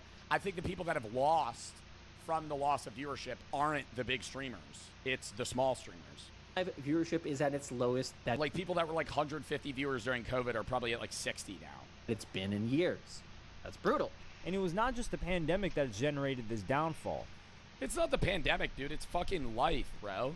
I had 9, 10K viewers a month ago in the summer. Now I have 5. People are busy. Like, Twitch, streaming is such a shit-ass, like, deal. Because, not shit, I'm not saying it's bad. I'm saying it's hard to balance because you have to stream when people can watch. And if they can't watch, you get no views. Not because your content's bad, but because they just can't watch you. They have homework, they have life, they have work, they have friends. They're going to do their own shit, right? They're watching somebody else. Not that they don't like you, they're only... Streaming is so hard because you can only watch me right now. All the people that are watching me, you might have one other streamer pulled up, but if you're listening what the fuck I'm saying, you're only watching me. You can bounce around on short form. You can bounce around on YouTube, right? On Twitch, it's like you have to be locked into one person. So it's so hard to like captivate that individual. You're either the best in their mind or they're not watching you. Nightinator, who has over 60,000 subs on Twitch, pointed out that after the pandemic, we experienced the cost of living crisis, which also destroyed many people's dreams of becoming a full-time streamer. A lot of streaming is crowdfunded, meaning that we get our income from people subscribing and tipping. But in this economic climate, unfortunately, people just don't have that money. And whilst there are other ways to diversify, such as getting sponsorships and brand deals, those are not... I agree that especially if you're a smaller streamer, it's harder to get money because the economy's down and therefore people have less money to spend on stream. And you could supplement that with ads and other things. But I think one of the biggest things that annoys me that I see about other streamers is the lack of effort on any other platform. I see so many people just spam Twitch streams and they don't post on YouTube. They don't post on TikTok. They don't post on Shorts. They go live every day. They go live 40 hours a week. They're doing the work, but they don't do anything outside of that. They end stream and it's over. And that's not how social media is. Social media is a business. You are a business. You're the business owner. You're running your own business, right? So if you're streaming, you can't just fucking sit here and be like, all right, I'm done stream, end stream, and it's over. No, you have to fucking download a VOD, send that to an editor, edit yourself, fucking clip certain things, upload that stuff, figure out what you're going to do for the next stream, schedule shit, right? It's not just hours, right? And I feel like a lot of people are just like, I'm going to be a streamer, I want to do this. And they only put in the effort for what they thought streaming would be like. And I will always stand on the fact that 9-to-5s are harder than streaming. But I think so many people think streaming is just, I'm going to play video games for 6 hours and I'm going to make $100K a year doing it. It's not that easy, right? Like, you have to actually try. It's not just like, oh, my friends say I'm funny, let me stream Among Us. Like, it's maybe in 2018 or 2020 that would work. Not anymore, right? Like, you actually have to fucking plan stuff. There for people who have quite a big audience. If your cost of living suddenly went up, one of the first things that you would do is cut off non-essential spending, and supporting your favorite streamer sadly fits neatly into this category. You also need to keep in mind that anything a streamer earns from Twitch is revenue and not profit. Streamers starting off on average will spend about $400 on equipment, not considering the PC. More. If you're a streamer and you don't have, with the PC, my first setup cost around like $1,200 total. Mic, camera, PC, monitors, lighting, you know, keyboard, mouse, all the other shit, headset wires, controller stuff, whatever you're doing. Now,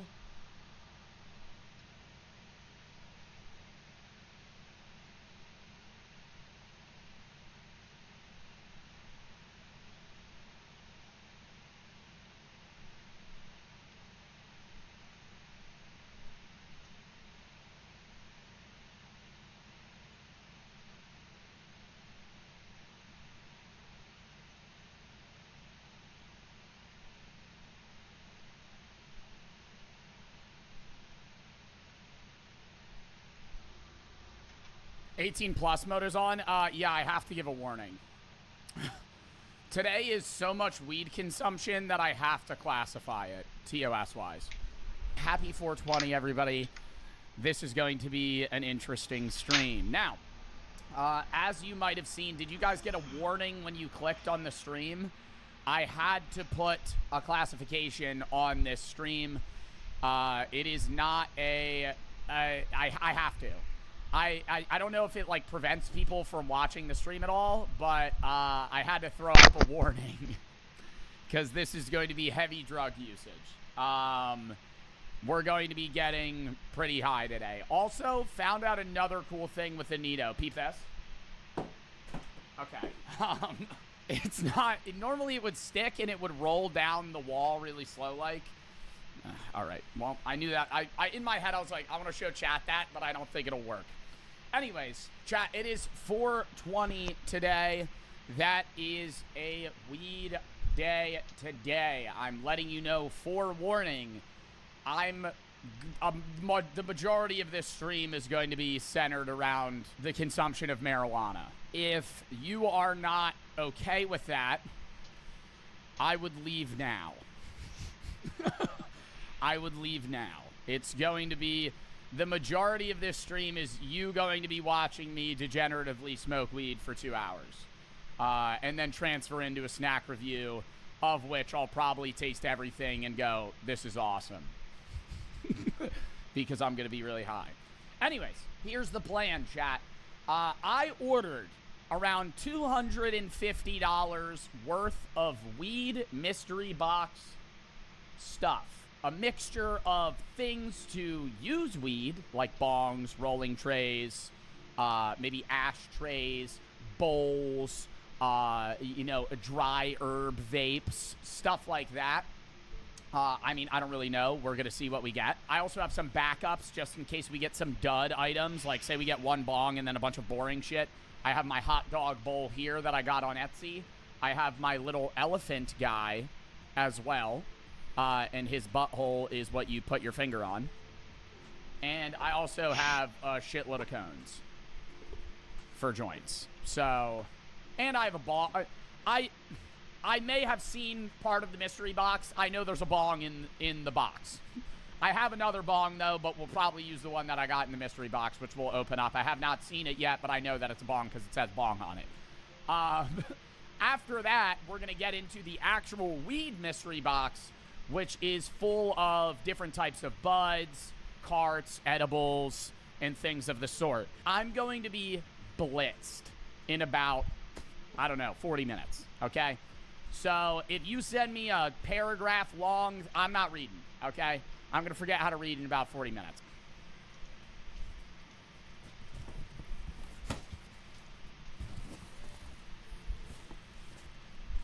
This is the materials box. Do you guys trust me for just going through this? Like, can I put it on the ground and just pull stuff out? Because this is like a block. This is too big. All right, starting out, it's not even wrapped in a box, but we need it. A rolling tray! This is way better than my other one. This is the shitty Rick and Morty tray I have. Look at the size comparison. I love that we have this now. I don't know why it says Juicy Root Beer, Juicy J, Bro, it's been 10 Jamaican minutes. Rum, Shit, Candy bro. Cane. Are these types of weed? What the fuck is that? This is a really nice rolling tray, though. It's big. This is a mystery box I have to add as well. So I didn't pick anything that I've been sent. I picked the type of mystery box. I picked like a glassware one, and I guess like things to just use and smoke weed out of. And then I also just picked a bud and random weed mystery box. Next item. I don't know what this is. It says brick. Burnt designs. Get burnt in style. Okay. What is this? Relativity is a lithograph print by the Dutch artist M.C. Escher. It is also the inspiration for the spiral shape of the brick's one-of-a-kind interior. People often think of concrete as this rigid, static construct. In reality, it's alive and raw. It swirls and spirals. Fucking who gives a shit? What is this? Smells bad. Oh, God, it smells horrible. Is this an ashtray? This is an ashtray, right? And I can lean my joint on it in these little divots. You can put your joint in it. That's cool. It's not really a device I'm going to smoke weed out of, but it's cool nevertheless. I'm going to throw out the box, though. This isn't... The main part of the review is the weed mystery box. I just thought it would be cool to also have mystery items that we're using to smoke the weed. Next. A bong. There's tape. Yo! I think this is a bong. Thank you, Fear Logic, for freaking subscribing. Oh my gosh. Thank you so much. It's not every day I get a subscriber, a follower.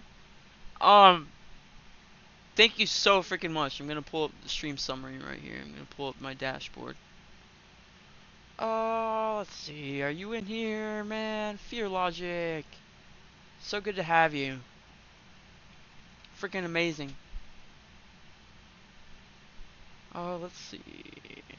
Home. Would it be in home? Yeah, no, it would be here. Oh my goodness. Thank you for joining, man. Appreciate it. Welcome, welcome. My goodness. So happy to have you here, man. I really appreciate it. Thank you for making me get to 885 followers. Yo, I can but super hydrate. I can type in 10 minutes. Okay, cool, super. Yo, thank you. I appreciate it. Yo, you're amazing, man. I really appreciate it. Oh, I'm over here I'm making a pizza. And, yeah, drinking some water. I should probably make a tea. That's freaking awesome. Yeah. Dude, here, make a tea together. Yo, Fear Logic with the 5 bits. Oh my gosh. Oh my gosh. Thank you so much. Holy crap. Yo. Thank you so freaking much. No, that's actually amazing. I don't know if I can give you like a special thing or something. That is so cool. I really appreciate it. Oh my gosh.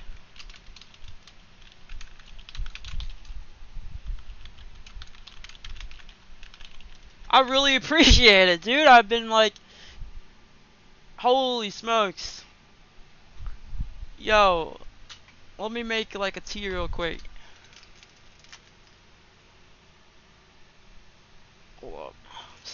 See right there? Oh my goodness. No, this is really good. See, how much time do I have left on the pizza? I got like 9-ish minutes. Oh, that's freaking awesome. I appreciate it. Thank you so much for the bits. I appreciate y'all hopping in. Hope your day is doing good. I'm here to advocate for mental health and suicide prevention.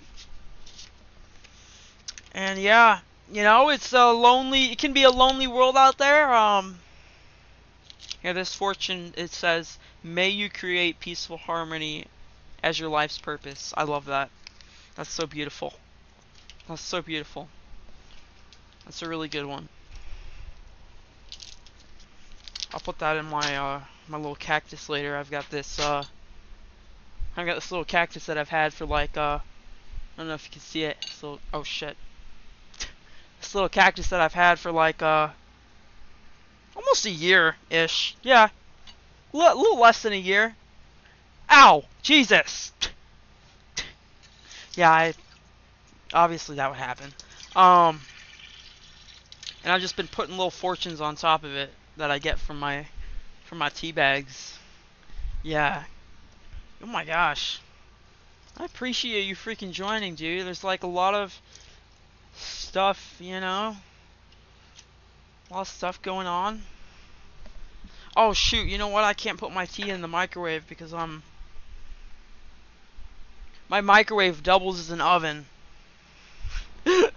So I gotta wait. That's alright. Or what if I just, what if I just pop it on the stove though? What if I just pop it on the stove real quick? You think this is safe to put on the stove?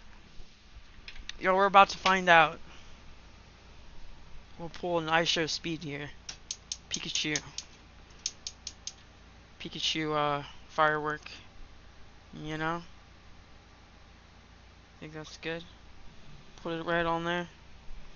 You see that? Ah! I'm burning myself. Oh my gosh. Okay, I'm gonna leave it like that. Stay right there. And maybe we get somewhere with that. I think it's getting hot. I think it's getting kind of hot. Oh my gosh. Here, I'll see right there. My goodness. Alright, let me put this away.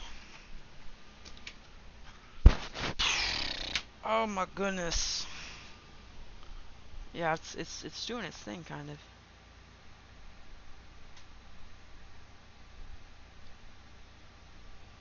Here, I'll do a little bit more.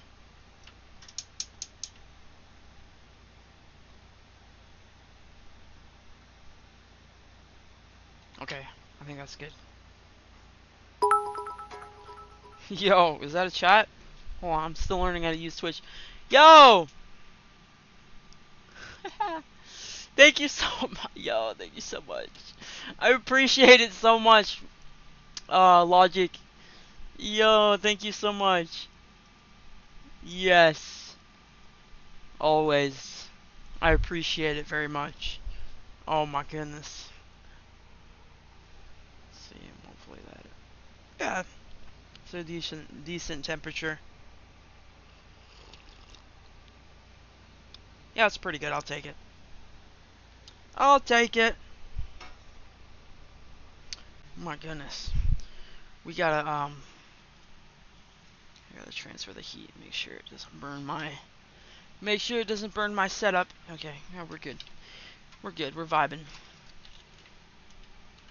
All right. Oh my goodness. I really appreciate it so much, my gosh. Let's see, I gotta figure out what I want to watch, dude.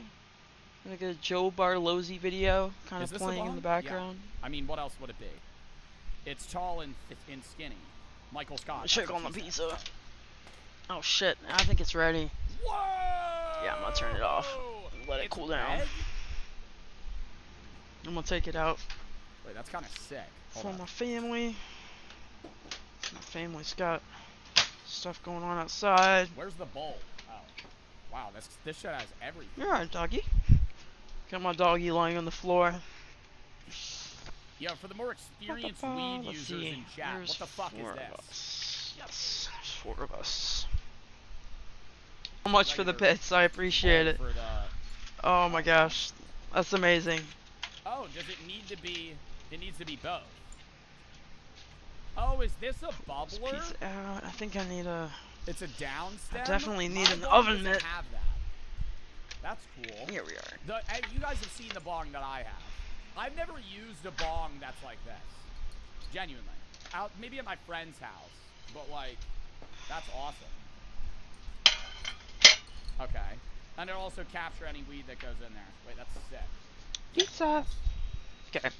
I'm gonna cut this pizza. Hold up. What is this? On the inside. Is that supposed to be there? I think so. It kind of looks Y'all out can't of really place, see me though. right there, but... Should I So rinse pizza's this like off right... before we use it? Yeah, that's decent. Well, I have Yeah, to right fill there. it anyway, Okay. So I'll just rinse it I'm before you use it. probably covering the It's called camera. Hexagon bong. Oh, there's instructions. It says, place your lips on the hexagon as you light the flower. Breathe in. Yo, is this for an idiot, dude? Jesus Christ. I mean, I didn't know what the down stem was. It says insert the down stem, ensure the seal in the thin Almost area of the touched bong it. dries, Oh, place God. the glass bowl in the down stem, pour 1 to 1.5 cups of cold water. I am No! No, I'm joining a match! No! I Oh, am thank you. not No! about to go grab a measuring No! cup and pour that Oh, I specific didn't amount even of know water. that's so I'm gonna cute. pour water in through the sink, and I'm gonna go, yeah, that feels about right.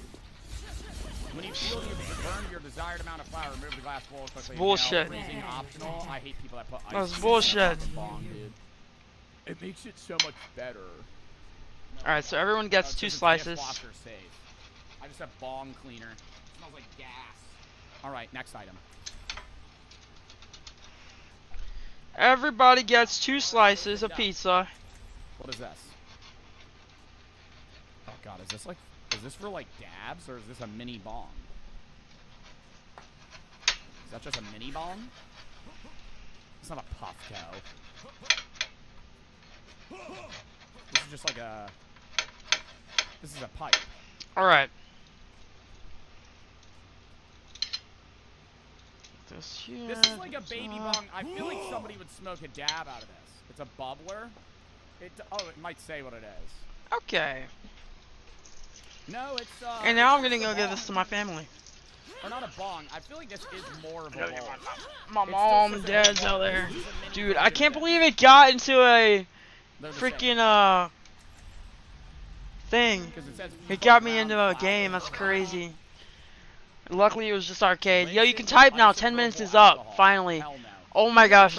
Was there a 10-minute thing on there? Yeah. I did. Yeah. I got tea. I got tea though. I got tea. I'm like, dude, can't that explode? Couldn't that like blow up? I got you. I got you. All right. Like, what the fuck? That's probably like one of the scariest things I've heard one of my friends say they do. I don't think this part of the lip's supposed to go under. No, that's perfect. Okay, we'll use. All right, I'll be right back. I also want to roll a few, not roll. I wanna Holding pack a few shortly. things. Yo, I'm not using this. More bits might be incoming. Yo, I appreciate it. Hold up. Give me a second. Part of a mystery box. I am not using this. There is no part of me.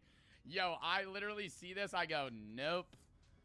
Give it away? Yeah, let me give it away. Let me get in that legal bind. Who wants a fucking vape? Me! Evolve D+ pen dual coil cleaning brush. It's just a pen. I'm not even opening that. I'll give that to my friend. I'm not using that. That's too lame. I want to roll a joint or some shit. I have a one-hitter. I'd rather hit like a one-hitter than start that up. This is the last item in the box, by the way. And then we'll start opening weed. Oh, they give me a letter. Oh, it's a certificate of authenticity. Congratulations on purchasing this authentic, juicy rolling tray built to our high standards with thicker metal and perfect, smooth, non-stick rolling surface. Wow, what a high-quality product. This trash can's already full. I came prepared, chat. I have everything set up. Drinks for the snack review in the fridge. Scissors on hand. Let's see what this last item is, and then we'll hop into the weed review. Let me try and guess. Malua Designs. What do we think this is? What do we think this is? The top is wood. It kind of looks like a jar to hold weed. if I'm guessing. Yeah. It's a sick weed jar, though. I've just used the same mason jar that's developing, like, a rim of, like, weed residue on the outside of it. It's pretty disgusting. I've used the same jar for the entirety of the time that that or I just, whatever jar I use, like, if my friend gives me a jar, I just reuse that jar. So this is awesome. This is like a fancy weed jar. It has 2 sections. Maybe for 2 different types of butter. Or is this for, like, joints? Who knows? It's a container. So we got an ashtray, a rolling tray, weed container, 2 bongs, and a lame vape. That box, I think, was like $100. Do we think that was worth it? I spent most of the money on the weed. I don't think that was bad. I think that's worth for a mystery box. I didn't get anything that I hated outside that vape. This was the mini part of the review. Now let's actually get into this shit. So when I ordered it, it came really loose in a box, and I already knew it was weed before I opened it because it reeked. And they gave me a backpack. So I just put everything in this backpack. So it's kind of a mystery bag that we're going to go through, and we're going to review each item as we grab them. Or should we just lay it all out? How should we do this? Should I lay it all out and kind of go, or should I do one by one, lay it out, see what we have, and then decide what order we want to do it? Because I know there's a pen in there and edibles. When are those? What are those good to do? Lay it out. We'll lay it out. Thank you. And then we'll decide how I appreciate it. There we go. Oh. Sam's Club pizza, very delicious. Say I also ordered this off a website that I found. LMAO. No, I feel you. I think it's safe though. I feel you so much, cause like, first item. Sometimes your body just burps for no reason, and I'm like, bro, what? OG Kush. Why? Why? Indica. I think it makes comes no with sense. Rolls. Yeah, roll your own. Yo! Oh man. But I gotta lay everything next to each other. Because if I don't lay everything next to each other, I'm gonna forget. Oh man. What bud is what. How's your day going though? Oh my gosh. SmokeWhitefish.com. Where are you from? If you're okay, you don't have to share if you don't want to. I don't know how to. Whatever you vibe with. It can't be the only one that breaks it down loud. Yeah. I feel you. I feel you. It's very common in. It's like black. In the video game lobbies. I don't want to pour it on the rolling tray. You can't even see it. Yo, that's not normal. It's from the UK. Nice. Oh hell no. Did I get scammed? It's freaking awesome. No, it's just really dark. I'm here in Florida. I'm in the United States of America, of course. I don't know another Florida, but if you find one, let me know. You know. Thank you for the other 5 bits. I appreciate it. Super big drinking tea. Okay, I got you. I got you. Let me fly up here. All right.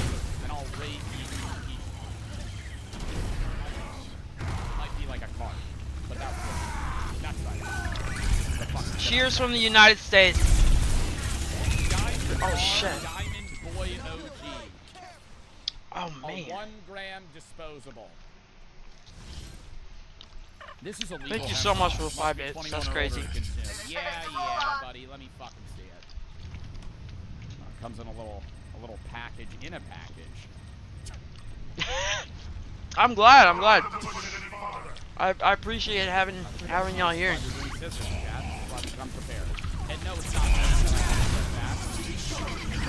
What's been going on in your day so far? Powered by hitting hill. Well, that's fitting for the fucking shit. I guess. No button.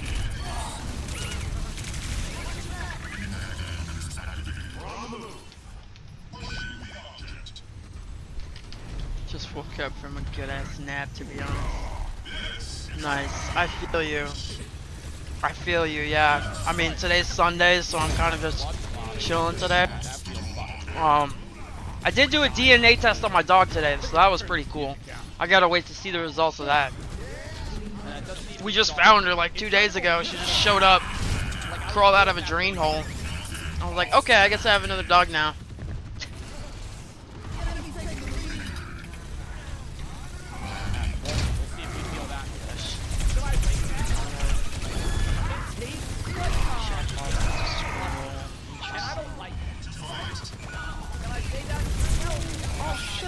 Oh shit. I want the weed to taste like okay? I want it to taste like I just started licking. Yo, thank you again for the 5 bits. I appreciate it. Right, because that's what I enjoy out of marijuana. I don't want my weed to taste like bubble gum and cotton candy. I really appreciate it. I really appreciate it. Oh, up. This is Diamond Boy OG. One more taste. I can't keep. Is it bad if I keep hitting? I feel like and this pizza crust is so good. It's the frozen Sam's Club pizza. It's fire. Okay, shoot. That provides euphoric feeling. I know, right? From the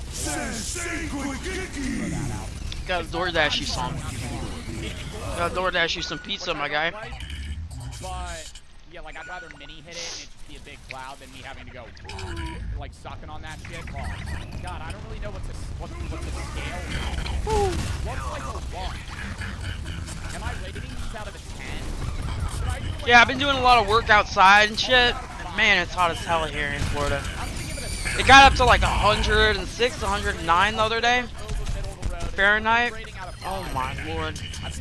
I don't know what that is in Celsius, but oh fuck, it was hot. It was hot as fuck. I'm gonna go that 3 out of 5. Not bad. Not great. Tastes smooth, nice. But kind of hits weak. Might be a bad. Yeah, it's crazy. Very dangerous temperatures. This might beat around things off. Maybe it's Florida. I mean, I think this might be what can I do? I can't complain about that. that. This is the pack of Adams. Florida. Blue raz, strawberry lemonade, blueberry lemonade, cherry pineapple, and watermelon. Cherry pineapple sounds really bad. Definitely say yeah, I feel you. I don't know if I've ever I totally feel you. Yeah, my fiance one time, he was fucking sweating his balls off. Dude, I'd be sweating my balls off too, I'm not gonna lie. But like, sometimes you sweat so much that even if you drink so much water, like you just sweat it out immediately and like, the hydration does nothing. It's crazy how heat impacts you here. It's fucking nuts. It's diabolical. Oh shit.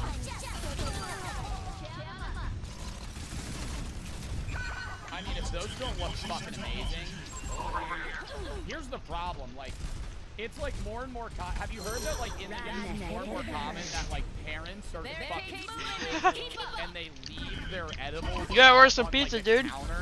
And a kid that's like 6 years old finds them, and he's not gonna die. But you gotta order from a good pizza place. You can't be getting the, you know. If you're gonna get the good fast food pizza, you gotta get a good brand. I don't know what you like.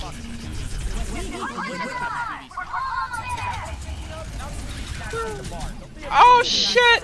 Oh shit! Oh! Ah, she teabagged me. Oh, you gotta do me like that. Don't do that! What you doing? Oh, help! Wow. Plastic and candle. 2 out of 5. Oh. We did a little mini body of that. Shoot. Probably like 3 milligrams. Lace? It's not lace. I bet it's just the fucking bag. No. That's instilling its smell. Next item. We're gonna thank Louis because we gotta start reviewing. No! I got something again! Please! No, she's on my ass. Cookies and cream. This is a whole bud in it, I feel it. So that one's, I think all of the ones that are like that are just 3 rounds. Whereas ones like these are just individual, like, no. Man, that pizza was so good. Sure bang. Just had enough for everyone. Sure bang. I'm gonna savor the fucking taste of those preservatives. Oh my gosh! I'm gonna savor the taste of that plastic processed pizza. Tasty.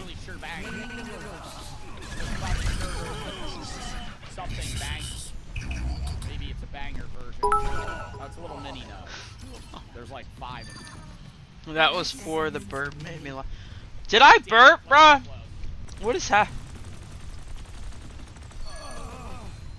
I don't even know what be happening. Tiny nug. Tiny nug. Shoot, I gotta save my. No, they're dead.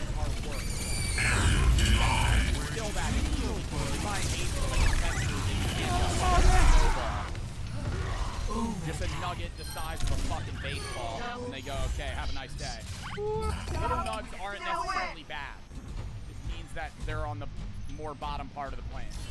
They're getting less sunlight. So they can be the same exact potency, strength, and taste. They just don't grow as big. I've never heard that. Oh wow, this is pretty big. Oh no, it's not. It's 2 in 1. That was cookie. Yeah.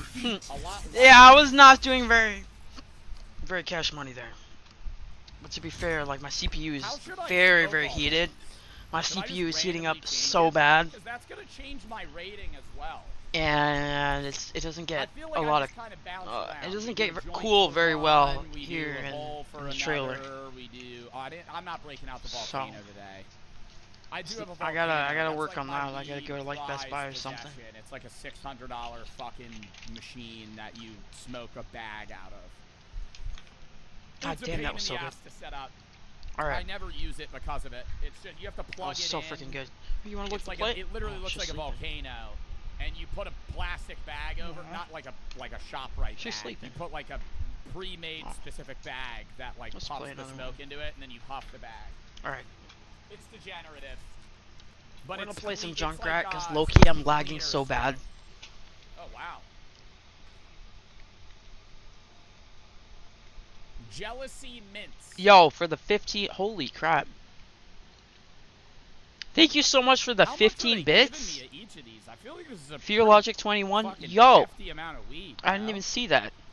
Like we already got probably what, a quarter. Thank you so much. About a quarter together. Holy crap. I did spend like 150 bucks on this. I got a bag of edibles too, the cart, and the backpack. And the backpack that goes into the value. That's so cool. How could I forget?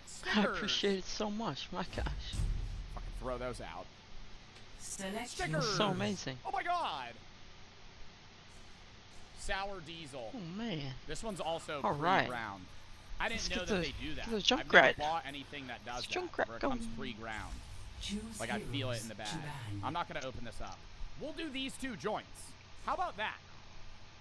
All the ones that are pre-ground, we'll just do joints, and then these we'll do like bowls and other shit. All right, we're gonna ban this guy. Ooh, we gotta ban. Oh, no, she's gonna play cat. Okay, we're gonna ban Demon because people suck on Demon here. I'm sorry, it's just facts. It's a weird looking lighter, no? Is it supposed to be like that divot in the circle part, so you like stick an end of a joint in there or something? Like why is it like that? The universal plug is the tagline they give themselves. Gosh, yeah, I appreciate it so much. Like the bits really mean a lot. That's really cool.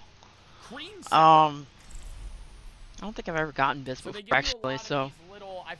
Yo, thanks for sharing the first bits on the stream. That's actually crazy. That's actually amazing. Whew, it's great stuff, great stuff. In my opinion. Wow, that's a big one. I hope you're not questioning. Creamsicle. This one smells like fucking gas. And I don't mean gas meaning strong, I mean gas meaning actual gas. Wow. That one's gonna be good. Yeah, I gotta go to Best Buy and ask the freaking Geek Squad. Whoa, what is happening? Don't worry, I'll call shots. Well, I don't know. Is that a lackluster mystery box? I would say it's still around the same amount of value. You know, we spend 250 bucks, I get 2 bongs, an ashtray, a rolling tray, a cart, another cart, probably about I mean, his name is Clowning for Fun. in different amounts. I don't know. I don't know if I trust that name. Yo, yeah, absolutely. Fear Logic. It's going to be. It's a very nice memory. 1, 2, 3, 4, 5, 6 different types of weed, 6 different strains, as well as a cart and a piece of an edible. What do we want to start with, chat? I'll let you guys. Woo! Jealousy mint. Okay, I can do this. I can do this. I can do this. I just gotta figure out the strategy here.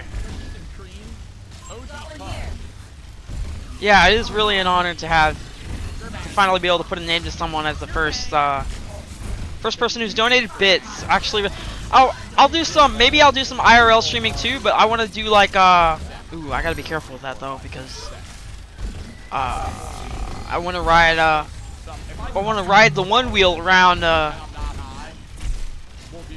around my lot here. It's got some really nice dirt roads and like nature trails and stuff. Really secluded. But I just gotta be careful. I don't want to dox anyone, you know. I gotta be careful. I gotta be careful. Ah! Ah! I might rinse it out real quick too, so I might be like 30 Get some food real quick. I still don't know how people burp on command. I need that time. Bro! Okay, so, wait, how do...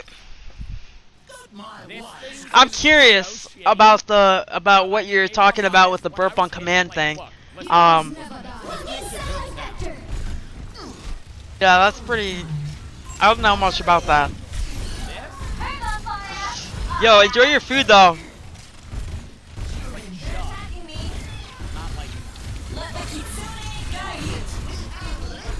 Gotta let me know what you're eating. I gotta download it into the Neuralink brain chip, and then I can experience the same taste that you're eating. That would be crazy. Oh my god, my brain is coming up with crazy things.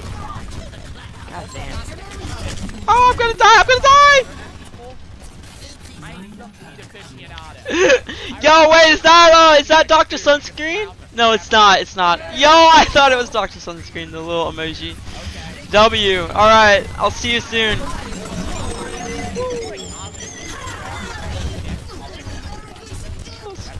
Oh shit! Oh my god! That's how you know it's good, when it fucks up your grinder.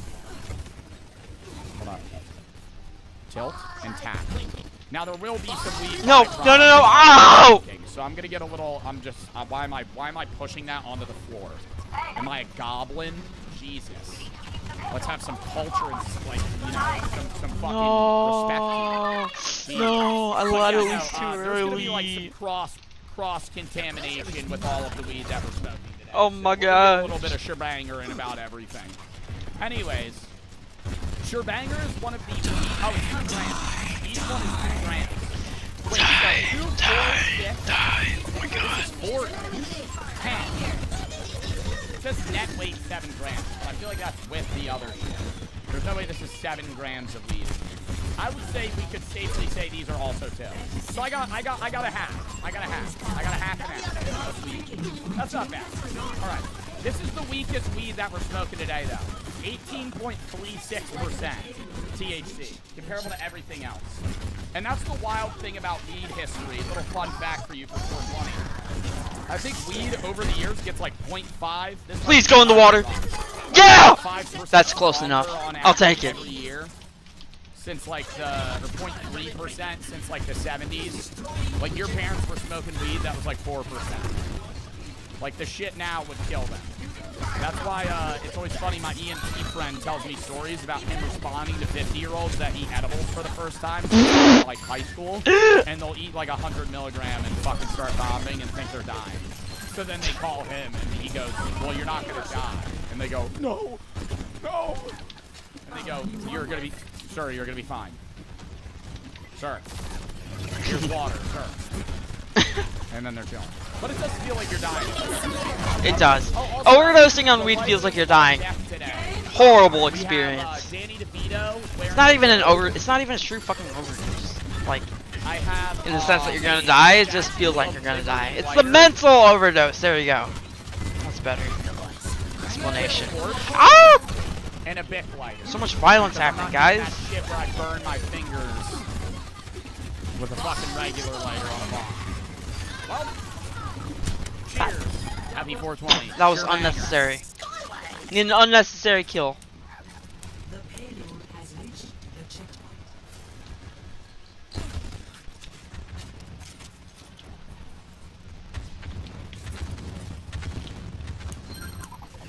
Switched it up on ya. Yo, it makes me want to go back to smoking weed.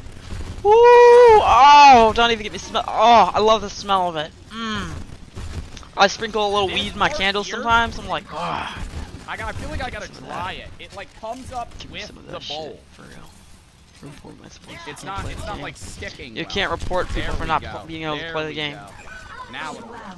Thus far, please though.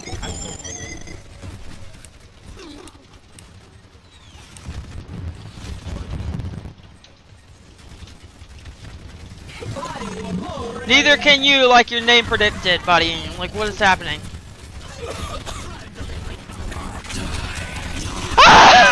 He's gonna flame me for that. Yo, he's gonna flame me for that. Yo, he's gonna flame me. Oh my god. Yo, yeah. Here we go. Report. Oh shit. Hold up. Oh, it's so much smoke. Oh, it's so Oh, you just watch. You just Clear. watch. Fuck you. Watch. It's all gonna work itself out. Alright. Wow. No. I don't know if anybody saw That's that. why I just team wiped. I was Yeah. trying to light it, and it kept You going press out, Q. And then it finally lit, and I just lit the entire bowl. And I'm usually a corner chud. I'm usually a corner chud. Oh, I gotta open the door. I'm usually a corner chud. I'm not somebody like a joint. I think I could smoke pretty fast. A bong. Bro thinks that he's actually Reaper, but I know I'm actually Fill that whole Reaper. thing, smoke the entire thing in one go. I would throw up immediately. Oh my god, me coughing's a bad sign, chat. That was the first fucking strain. Oh no. We might have put ourselves into a fucking gutter start here. I just started coughing profusely from that. Dude, it was like thick white smoke that came out. Oh my god. That was good though. I like this ball. Outside of this part coming undone, but I think I wet the outside bit and now it's not sticking that good. So that's technically my fault. The user error. I love the shape of it. I think it's a sleek design. We're gonna give the bong a 9, and I'm gonna give the strain of weed sure banger. Oh wait, I was rating out of 5, now I'm rating out of 10. We're gonna hard pivot to rating out of 10 for the weeds, for the buds. Bong itself is God damn! The weed. I have my ult. Sure banger. All right, yeah, we're gonna Doesn't hit this. We're gonna hit but, this. You know, it's weed. I really don't know a strain of weed that I would give below like a 6. People always ask me that. Hey Joe, what's your favorite? Yo, I'm looking forward to strain Fear of Logic weed? coming I back. don't give up. I don't care. I don't even remember. I don't. It's all weed. At the end of the day, it's all weed. If it's weed, it's weed. Right? There's like shitty weed.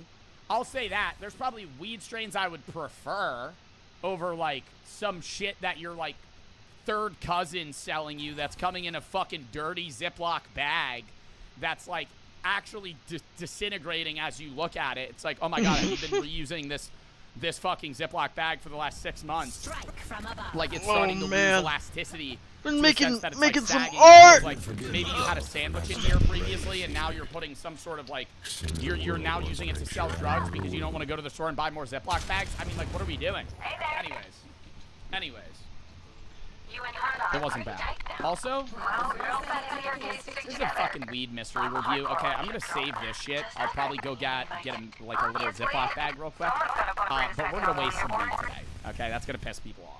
Oddly specific. What, like I've experienced that memory before? I bought weed from somebody in a trailer I'd never met before. That was bad. That was sad. Attackers incoming. It's like my friend's friend's